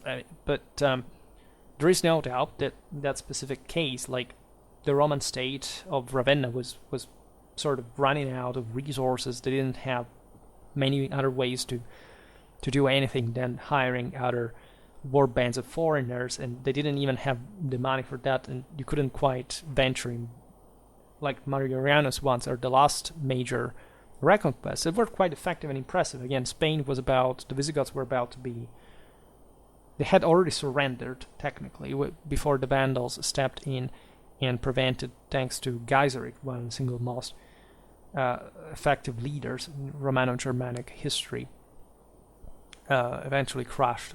That was the last expedition possible to be waged from Italy at that point in terms of demographic and agricultural resources. But again, they were armies, in fact, looking ever more alike. I mean, at that point, how do you even distinguish really a Roman army from at least a Romano-Germanic army? They were pretty much the same. The same Romano-Germanic kingdoms were using Roman troops, Roman forces. They were basing their military organization on what had remained in the lands that they had conquered. That say an organization that had dramatically simplified, and so was more similar to the Germanic one, but still properly with, again, very different from the one of the Barbaricum as well. So the Annona kept working the same ways. Much of what was inherited in Belgica, for example, by the Franks was the basis what infrastructurally had served their legions for centuries on the Rhine frontier. And those armies are never quite going to be the same, also because those Germans themselves, as we said before, had largely developed their own political and military capacity thanks to Romanization.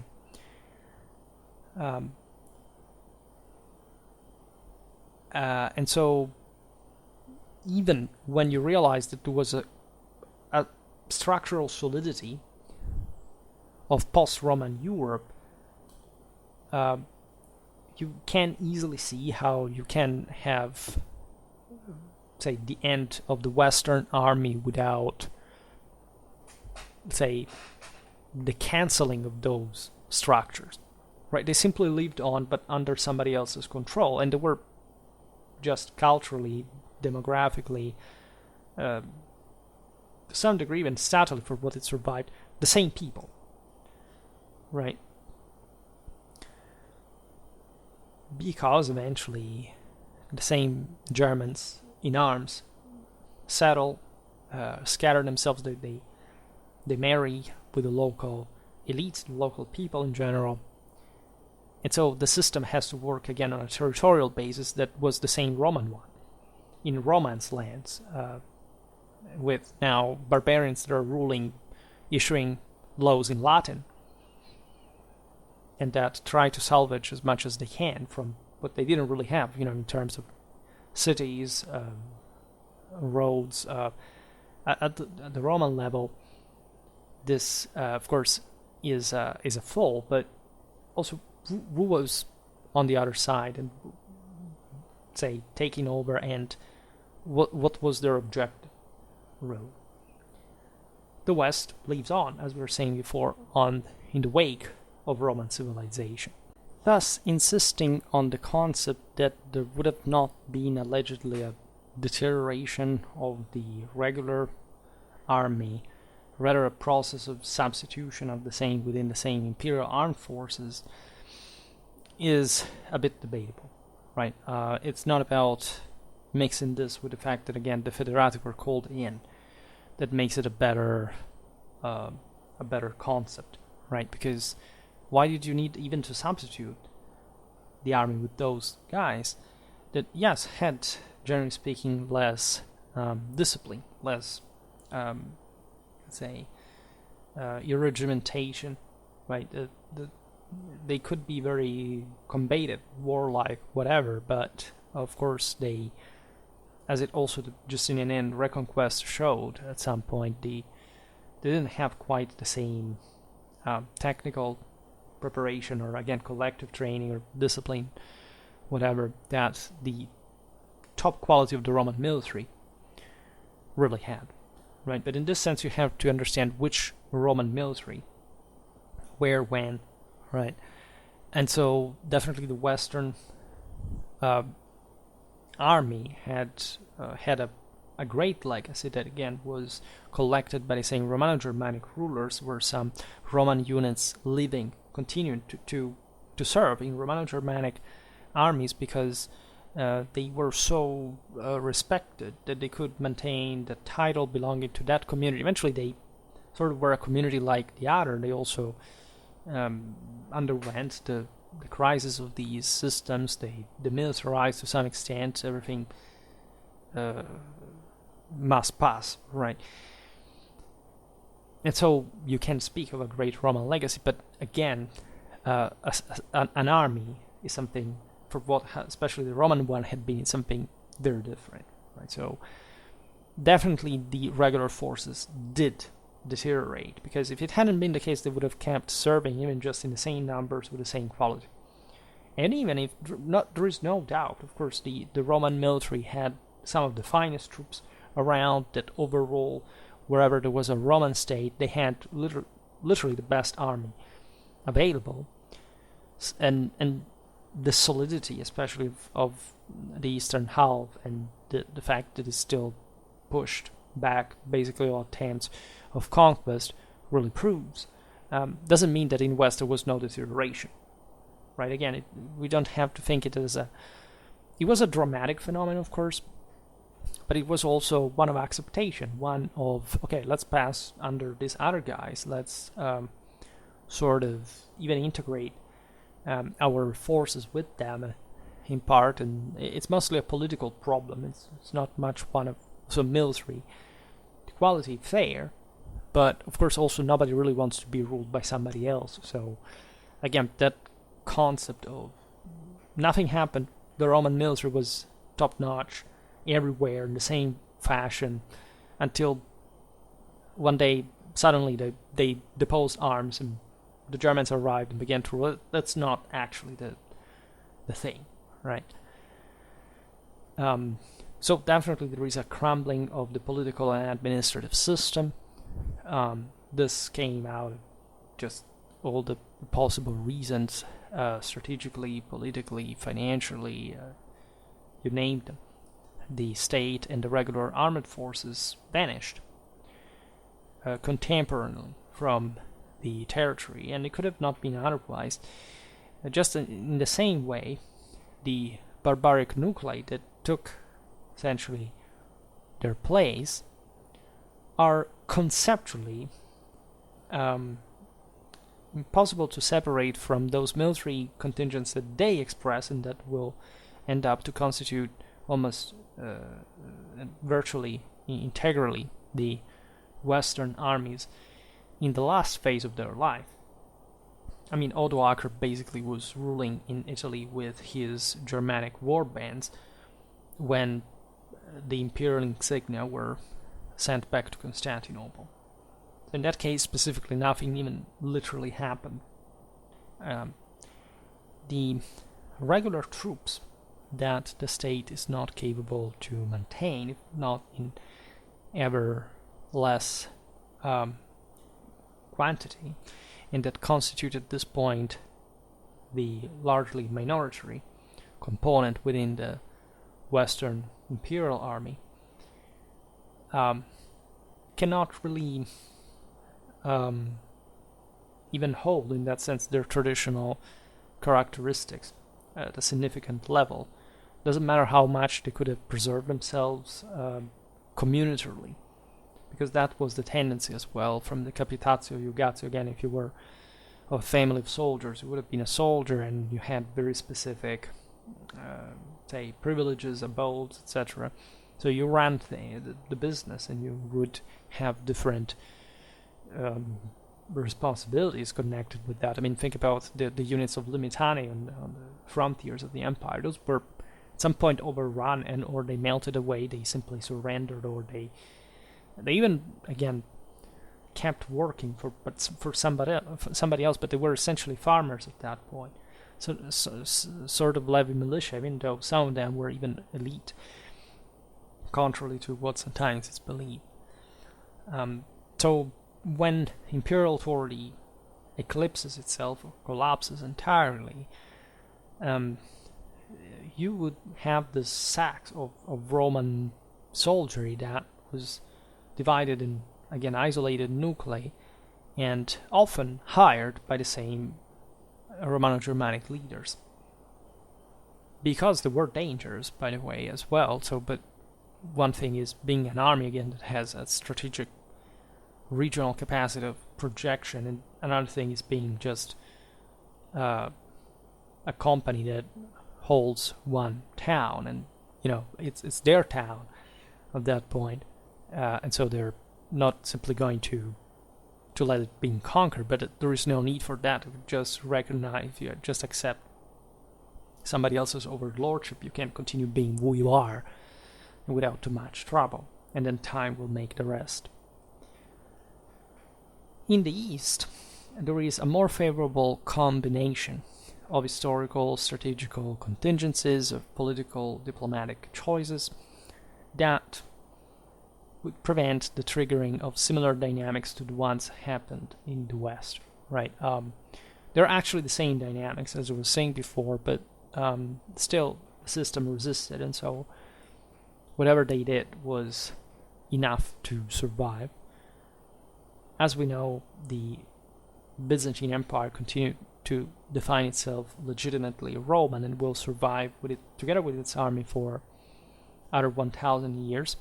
Plus, just made recently a video about Byzantine warfare and insight from the 11th to the 14th century. Of course, there were major collapses at some point, but still, like, the continuity is there. In fact, you see the perpetuation of customs and usages of the Roman military tradition. Many terms, even in a Greek army, fundamentally were Latin, or the Hellenization of Latin terms. And a bit, it's the same army surviving, right? Even if adapted to new contexts and the necessity also to cope with new enemies. But you realize that even within the Roman army, the various regional differences historically had played a significant role. Yes, the Romano-Italic soldiery had taken over Europe and Mediterranean, but eventually, again, they had been assimilated as well, and so the Constantinian army of the Balkans, or Asia Minor, in many ways was already a sort of Byzantine thing, if you want, at that point, but from pregressed sort of tradition, and something substantially different from the Latin Celtic West was being Germanized. So at that point, needless to say, of course, I made lots of videos about Byzantine warfare throughout the ages because it well shows how different it would become compared to the Western ones, the Latin Germanic ones in the Middle Ages, also because of the enemies, because of, say, the particular characteristics of the Byzantine state, etc. It's also evident that in the West, the end of a statal structure could not entail the cancelling of the culture, traditions, and wisdom belonged to such a formidable war machine. So that, as we already hinted at, and we'll see, I never made a video about that, it's one of the most fascinating chapters in sort of Western history. In the following centuries, many Romano-Germanic kingdoms scattered within the former part of the empire continued to inspire themselves also to the techniques and the organization of the Roman army, adopting sometimes its symbols and models.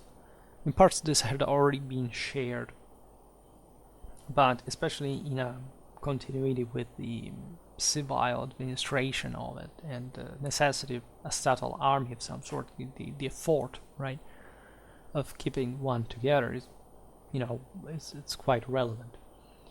If you look at the early Merovingian armies, it's at the beginning of the 6th century, well, they are armies of 30,000 men. It's just an average regional army of Roman time in size. They have siege engines, they have urban militias, whatever.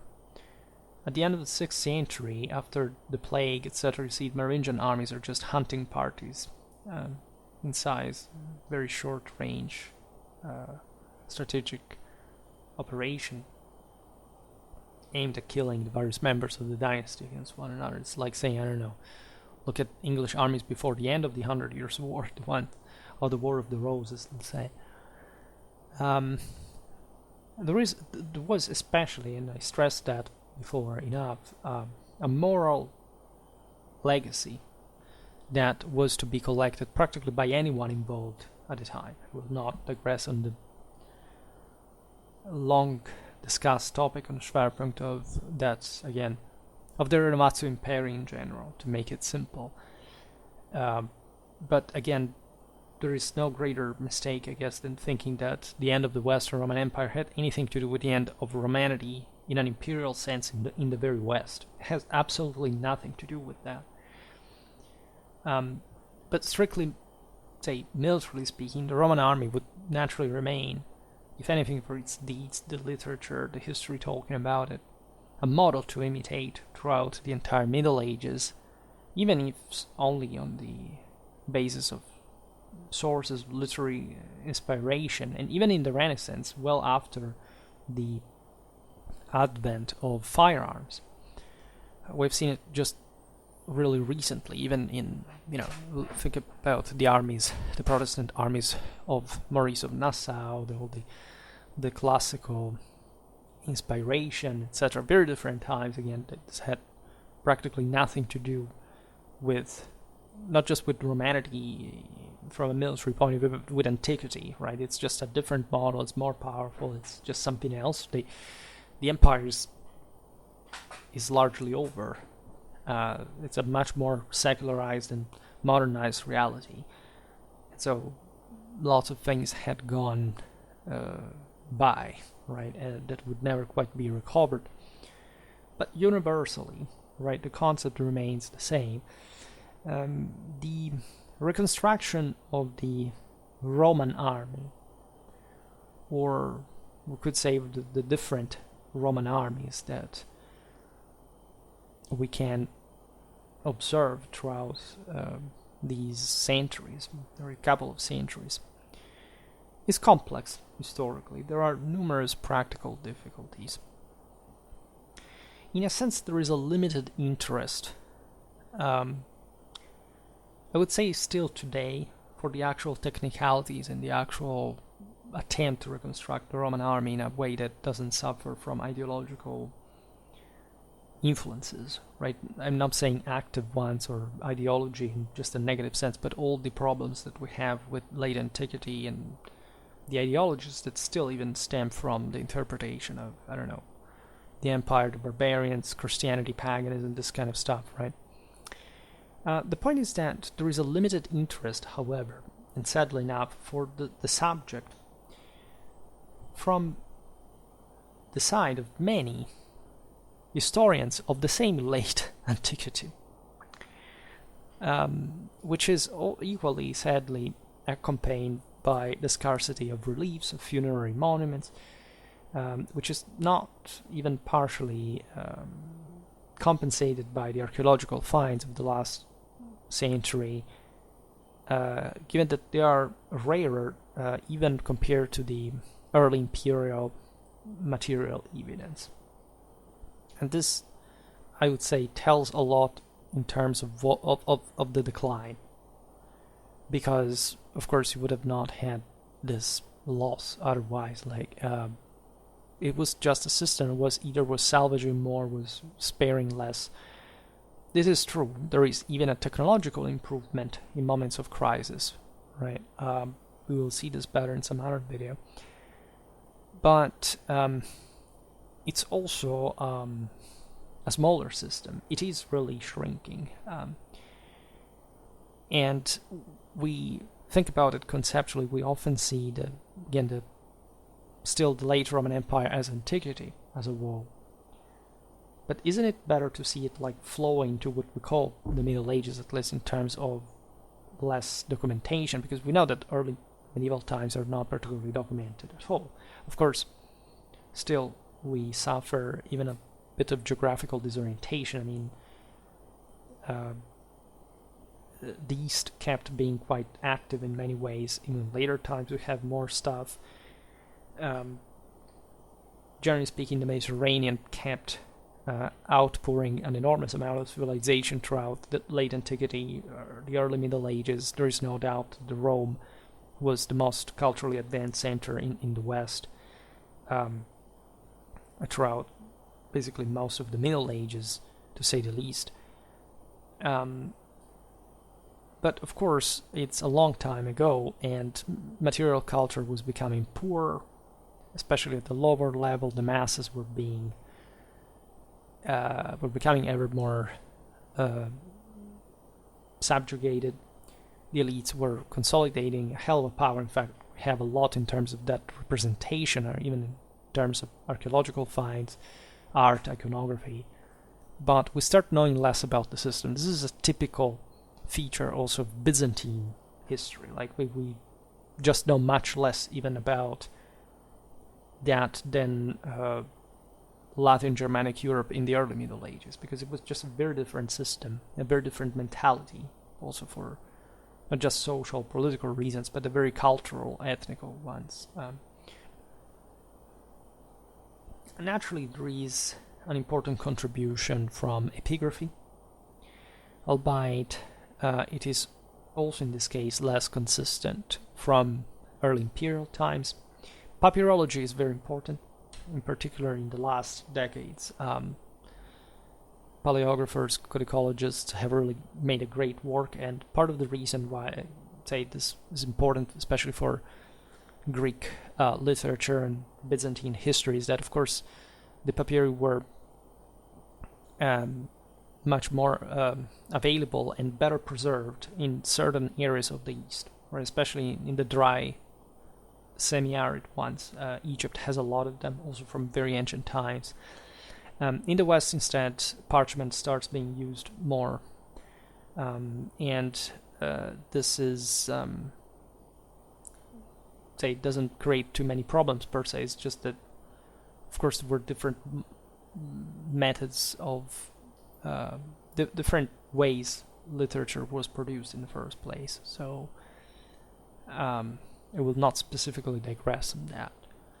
But papyrology gave us elements of great interest back, for example, regarding the common life of the armies at the time, like in the famous case of the archive of Abydos. Speaking of literary sources, and I made a video about this, I think, I don't remember how it's titled, it was about the late Roman army. We find, in any case, the most important reference point in the historical work of Ammianus Marcellinus. In spite of the fact that the 18 books survived cover only the period between 353 and 378, quite relevant ones indeed, still, Ammianus, that was a learned man but also a career military man of discrete level, provides elements and details of absolute value for the knowledge of the 4th century Roman army. Then, even more famous, in general, for those who concern themselves with this aspect of literary continuity during the Middle Ages concerning the topic of the Roman army, it's Vegetius, right, that in his De Re Militari places himself between the end of the 4th and the beginning of the 5th century, and that, albeit providing precious and unique elements in his kind, right, he didn't have, by his own admission, and in fact it's very funny to see people sometimes quoting Vegetius as if it was a matter of fact, right, he did not really have the necessary competence to provide a clear picture, and especially an updated one, of the Roman army of the time. He mixes often valid informations with literary reminiscence of doubtful actuality, simply because he was trying essentially to celebrate the greatness of the Roman army and complaining actually about the fact that the Roman army had declined by his own time. And so he was fishing, say, stuff from the late Republic, the early Empire, to say, well, look at what the Romans were. Of course, the Roman army still largely worked in similar ways. Let's say, again, that these are pre-industrial systems. Like, yes, we can be quite fixated with every minimal difference, but of course it's not that the early imperial army was so radically different from the late Roman one in practice. So many units even survived from the time, many ranks, many symbols, many and practical aspects, of course, were always the same, even in polyursatics, etc. So never consider, of course, as I was saying at the beginning, armies just as, okay, now I want to study just the late Roman army, but I have no idea what the rest really is, right? You're not a real historian if you stop to that. Also, apparently incompetent source in the same pattern of Vegetius, for the aforementioned reason, is the De Rebus Bellicis anonymous author, who, rather than describing real facts and situations of his own time, seems to exercise himself to suggest a series of innovative and sometimes literally fantasy solutions for the salvation of the empire, which seem also uncertainly inactable, to say the least.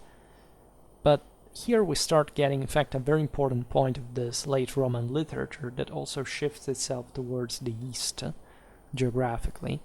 That is the sort of Hellenic thinking that is marked, bright, clear, but also quite theoretical, right? And so we will see it better now with some other sources.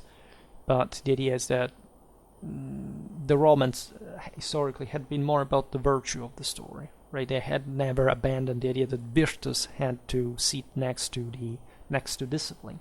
The Greeks were more cerebral, so at least they also wrote more culturally. And so this is not to say that a Greek soldier in the Byzantine army was not competent in military stuff, but let's say there were specific models that were trying, especially in Byzantine times, to stick to by even statal education that Constantine had imposed and lived on, that provide us with certain models that they're also influencing the Western production, but largely would remain confined in the East, that are more ideal, if you want, than practical.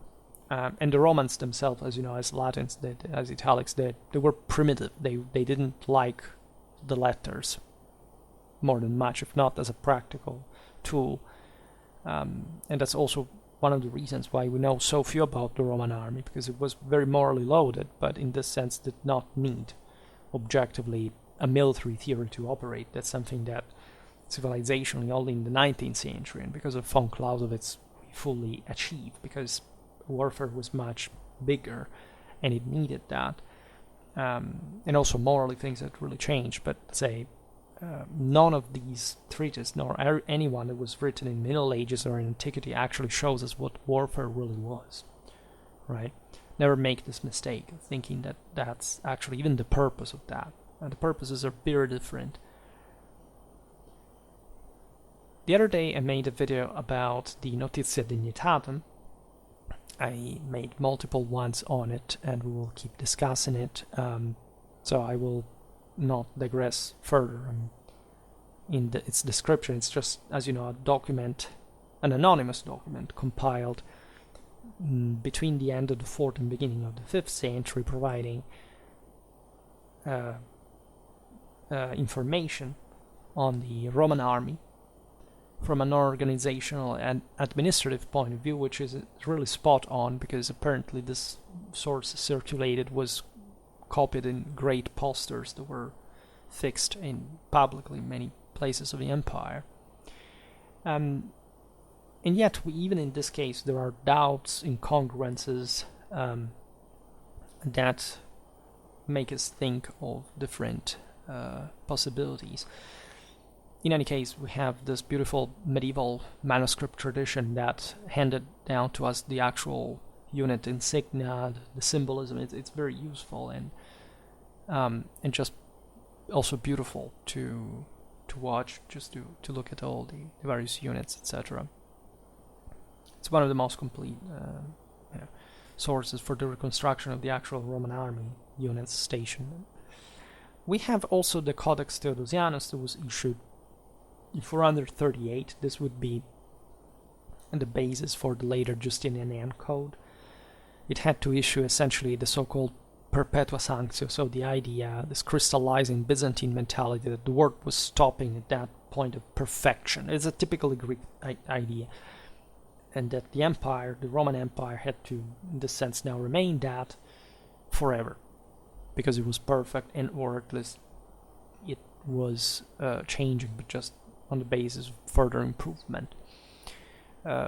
Just imagine what the world was at the time, in terms of change, of decline, or improvement. Still, changes were very feebly perceived most of the times, especially in such large areas. They realized the traumas, the breaks, some were very sudden and abrupt, but overall the world seemed pretty much similar to itself, or at least if times were changing, they were changing in very different perspective that from the minds of the contemporaries and the ways we look at history today. Then we have the Gesta compiled under Justinian in 533, made lots of videos about this. They provide us, of course, great, elements of great interest, specifically in the military laws and customs among basically the entirety of Byzantine society. Other informations of fragmentary type can be found in the Insidious Historia Augusta, also from other various minor authors. We have pagans like Symmachus, Zosimus, and Christians Orosius, Synesius, Sidonius, Lactantius. Some of these guys were just writing fantasy literature, fiction, so it's quite interesting as well, but they talk about even ancient battles. Ancient, this is technically still antiquity, but from, I don't know, the Diadochoi times, and they say very strange things. But they, of course, are even also some of the only sources talking about them, so read them every once in a while. Of course, their historical value is often spoiled, mostly by a specific partisan view. Also, the panegyrists are rather scarcely objective. I'm talking about Claudianus, Libanius. These were people who lived at court and just spent their life finding new formulas to celebrate emperors, which may seem a very strange job from our perspective, but they were also very smart, because there are not so many ways you can do it, and so everybody was competing at that level. Some of the greatest thinkers of the time actually were believing in similar contexts, and in fact, in spite of this sort of crystallized models, even the panegyrics are sometimes fundamental in order to understand, if anything, some periods that are otherwise not covered by the sources. For example, if you look at Justinian times, Justinian end times, the court literature is the only one we have in practice. Like, yes, you have minor authors here and there, but if it wasn't for that, we would lack basically entire, the major part of history at the time. Now, as you understand, I'm even venturing in the 6th century, but I don't mean to discuss that. I would make another video to introduce that specific part in the history of that point, the Byzantine army. But we have already made multiple videos on a source of great interest that, in spite of the anachronism for today's topic, is somehow overlooked by historians in order to understand what, in fact, the Roman army of the previous centuries really was. This is the Pseudo-Maurice's Strategicon, a sort of technical manual compiled probably we say Pseudo-Maurice because we think it may have been the same emperor, still a possibility, but it's likely someone in his court rather. We are towards the end of the 6th century, so pretty ahead, and it's perhaps the most beautiful piece of military literature, exemplifying, by the way, the peak of blending between Greek ideas and Roman practicality. It contains the description of the organization, the tactics, and the technical characteristics of the Roman army of the time. Every arm, every type of trooper, right, and many other aspects, right?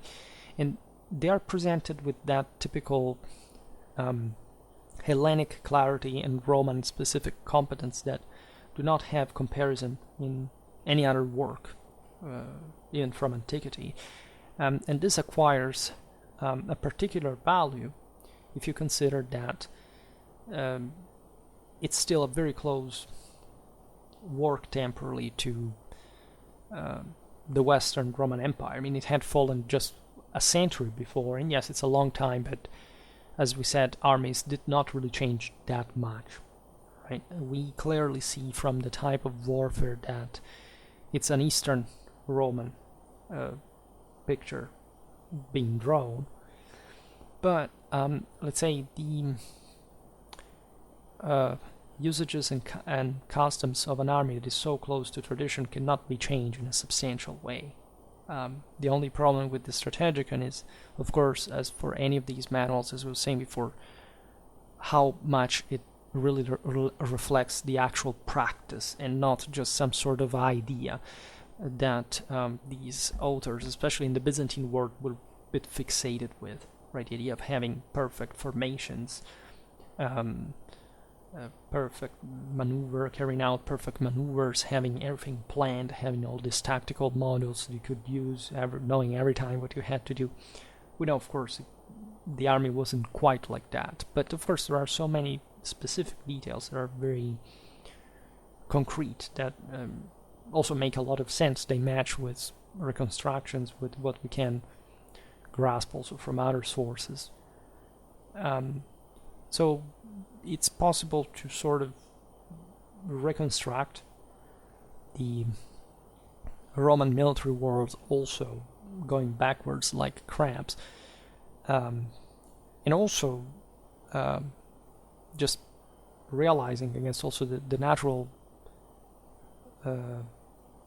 slowness of the technological development of the ancient world, right? We think that the ancient world was so, advanced in the first place, but if you look really at it, technologically speaking, it was, again, we're mostly children of the Greeks when we think that everything was it's technology. And at the end of the day, the Romans actually applied more successfully technologies for practical purpose than the Greeks, that were just mostly theorizing about them. I mean, say some scholar going alone and reading a couple of manuscripts of the Infinite Ones existing in the huge but inaccessible otherwise Hellenistic libraries. The Romans at least did go to libraries much more frequently to read publicly whatever. They were not really literate, again, in a comparable way theoretically, but in practice there was more written, say, connection with practical purpose in the West, paradoxically, and so that's yet another thing that lives on in the West after that. So the dynamic that seems to influence or to characterize the most the technical evolution of the Roman army during the centuries is the one of constant adaptation, becoming always adequate to the various challenges. This is what everybody does, really, and so you got to appreciate, however, the degree by which the Roman army succeeded in doing so throughout all these centuries was really remarkable. It's not just about the features of the enemies on the frontiers that say that the works like the Strategicon describe in every aspect, like armament, military fashion, customs, uses, politically, socially, not just militarily speaking. So to realize that the Romans truly ruled the world and that they had a hell of an ethnographic tradition for ancient times standards that lived on mostly, in fact, in the Byzantine world, still classicistically speaking, but also with some important insight, especially until the 6th century. There is a debate on how much of this adaptive capacity is a Roman tradition or, let's say, some sort of external input as well. I mean, it's a bit of both, right? The myth that the Romans were copying other people's is just a trope that they threw around around early imperial times for specific ideological reasons, but it's not true archaeologically, right? And even when they actually adopted specific arms and armor, even though they were very similar to the ones they already used, so it was a minor import, they actually managed to create an original synthesis and beating the same peoples that used them at them, which actually is the first indicator of actually the greater technological advancement of the Romans over their enemies.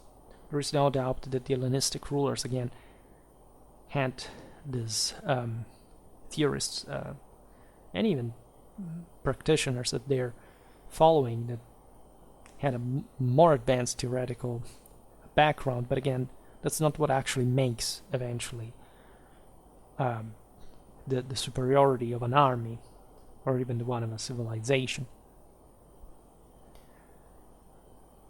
There is in the late Roman Empire the evidence of a well-defined identity maintained throughout this time that would have been allegedly one of its dilution, also identically from the within, rather than in fact the growing phenomenon of personal substitution that really doesn't match. I mean, the Romans had sort of best material culture, where some peoples who were being more warlike had perhaps greater elite type of interest in blades, swords making. There is all this debate about who had the better blades, swords in late antiquity, the Germans or the Romans, right?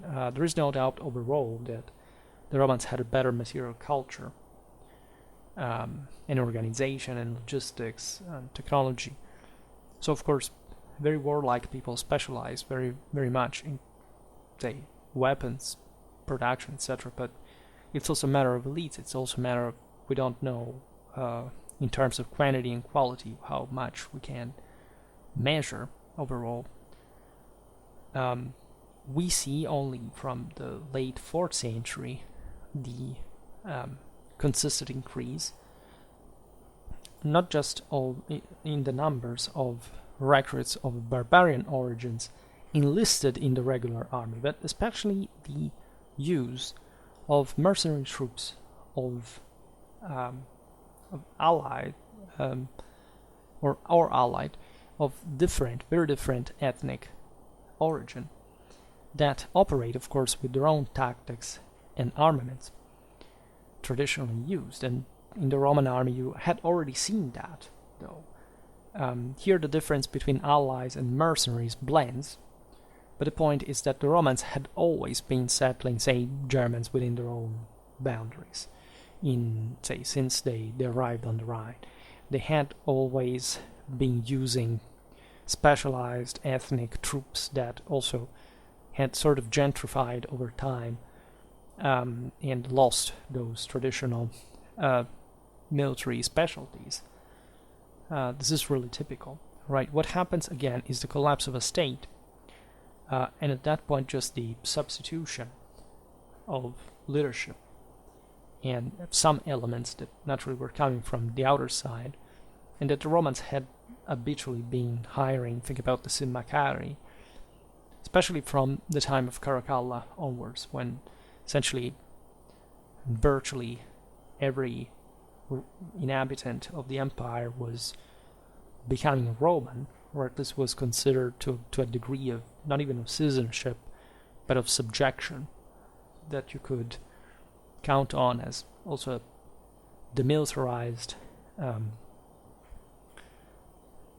element, which is also something that was already existing before, right? That is a complicated story, but definitely at that point, it had become cheaper to some extent to hire troops from the outer side, and still those foreigners were needed. So this also speaks of the sort of vacuity of the concept of border in this, because aside from the fact that there were still populations considered as barbarians and non-Romans even after Caracalla within the Roman territory, not of new entrants, but century-old settlement.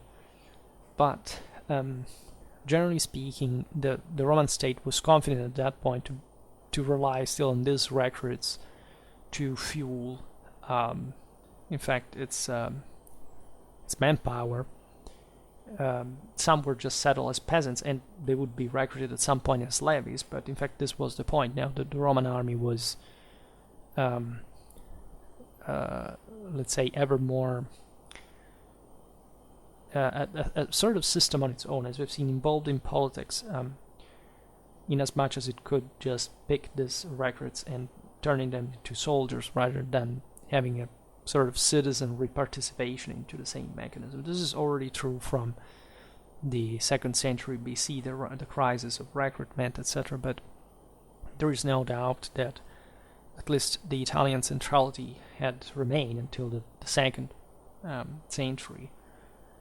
And this was truly a Romano-Italic empire up to that point. The 3rd sees important changes, but still we're close with the previous time, so it's not such an obvious surpassing. There are some parts of the empire that are living in a world and in a mindset, and others in another, and we unfortunately don't have as much as we would like from the provinces, at least, especially the least developed ones, and in fact the ones closer to the frontier, that would shed more light on something that the more civilized peoples of the hinterland were not really considering. We see from one side the Statal Fabrice, so this imperial armories, tending to trigger a first rudimentary process of uniformity in individual provisions. But at the same time, this is true just for some specific type of equipment, especially the cheapest one. The hierarchization and stratification of late Roman society brings, together with the injection of foreigners, that otherwise actually fought with very similar weapons with the Roman ones, especially the cemeteries of Central Europe. You see, in fact, a marked heterogeneity in the armament, with the spread of new weapons, the obsolescence of some other types that had been there around for centuries.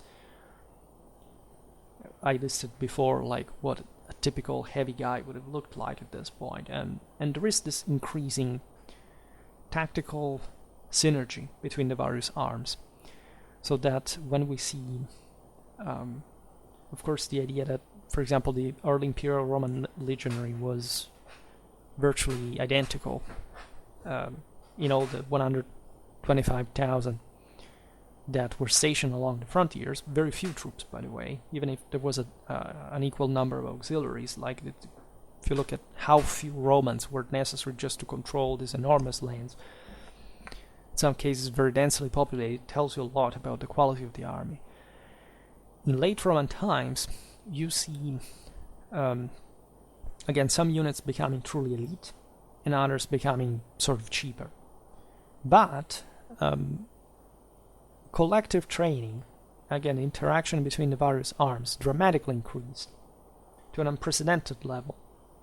Right? The early Imperial Roman armies were simpler, they had this bulk of a heavy infantry, and then basically they associated every type of auxiliary they found, depending also on the local ethnic characteristics, right, and the enemies that mostly looked like the auxiliaries there from the other side of the boundary. Of course, we don't even know, as I was saying before, that whether like all Roman legionnaires within the legion were actually all uniform, truly, right? There was some degree of uniformity issued, but we think, I don't know, that the first cohort was heavier and similar things. Today we did not talk about the vexillationes, about this shrinking of the single Roman legions with various units, etc. But of course there was a need to, again, try to counter the enemy, and also with more peripheral forces. The same fleets shrink in size and in type of vessels. There is this need to increase, when possible, the quality in the face of the declining quantity. Even when quantity increased, as we've seen, this was mostly, presumably, because of the local militarization of the frontier populations to some degree, and the impositive means of conscription, etc., wanted especially by Diocletian, etc. So it's not clear what happens, but we do know that armies were ever more, first of all, tactically, there were less auxiliaries around, right? Yes, these barbarians from the Federati, but at the same time, there is, first of all, again, a marked separation between the heavies and the lights. There is greater increase of tactical specialties. There is more mobile, agile, deployable artillery. There are so many different, even technological improvements that evidently show this need of interaction, increasing the effectiveness of combined armed tactics and exploiting every single element, right? Towards the very later time, especially in the eastern part of the empire, you have a dramatic increase in the length of training, could last decades. And so you understand that these guys were always under, say, in the army, were in another, but they were required specifically to be trained in very different weapons at a time. So things had definitely changed in a critical way, because evidently challenges had become greater, and so there had been comparably a decline of the empire that the military had to make up with, but with the forces of a decreased power. So this aspect is often overlooked, the increasing quality, while there is a decrease in power in absolute terms. So we definitely see not just an adaptation of the armament to the tactical situation, like the increase in mounted troops or the employ of archery, but also, and often in a predominant measure, a choice of the armaments that responds to the adoption of traditions and customs that come from the same external warfare. Think about the cataphracts, think about even certain sort of say conceptual, like certain forms of spirituality or way of bonding and spirit. Think about the war bands and how these had even sort of being institutionalized in the Roman army. There were lots of war bands coming from the outside that were hired. We see them in the Notizia Dignitatum with their symbols, etc. And then these guys would at some point be discharged, and they would get home, not in the empire, but wherever they came from. And this is also telling you how deeply intersect and sort of merged and intertwined that the two worlds really were, and how, of course, the warfare is one of the greatest hybridizers of cultures, us together as one of its potential greatest destroyers. So, of course, it's important to learn from the enemy. The Romans knew that well, and some aspects can be just observed from fashion, certain habits, right? Also, again, the moral temper of people changes in different ways. Society is different, politics is different, so people are going to look different as a consequence, and so armies, etc. So what to say about the late Roman army in conclusion? The greatest part of the works that you can use today on the subject focuses on the historical aspects, especially the strategical analysis of the defensive system of the empire. Think about Luttwak, that of course wrote quite a long time ago, but was so influential, right, in the way he presented the Roman Empire in ways that are a bit similar to the one of the U.S. in the second half of the 20th century, but that is interesting, right? There is also a great materialistic focus, the one on fortifications.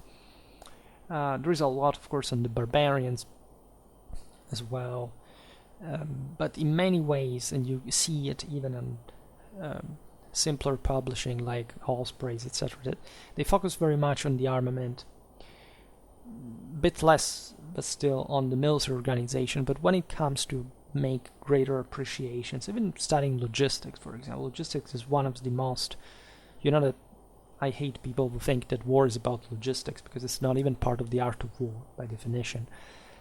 But I mean, studying the logistics of the Roman army, or the Germanic confederacies, it's a huge deal, and there is a very few to analyze that, admittedly, but at the same time, it's I think a field that could use a bit more research and interest, because again, it's not how a soldier is equipped, especially when the average soldier is unarmored, both from, say, the Roman and the barbarian side, and so they also look pretty much the same in many ways. But understanding, in fact, how the military machine works in its wall, which is not just about, let's look at the organization or the equipment. Yes, that is the basis, but it shouldn't be just a descriptive endeavor. You should understand how they blend together, how they actually fought, which requires studying actually the battles. And even though there is less detail to some extent, you can still use, again, diachronic comparative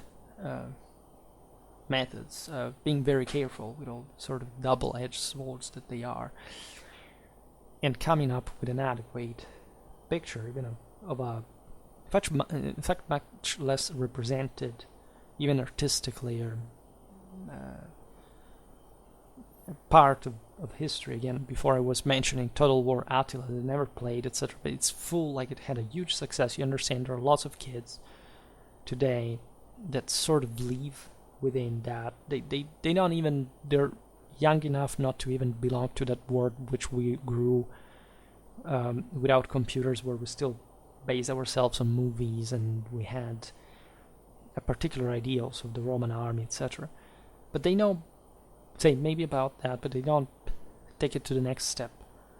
They know what it looks like visually, but they don't understand maybe the broader implications of that further. And it's always a problem, right? So on YouTube, it's not easy to simply discuss these topics in the same ways, of course, specific publishing would do. Specialistic publishing. And of course, there is plenty of sort of disclosure works you can easily find, even online to some degree, or at least the references to that online.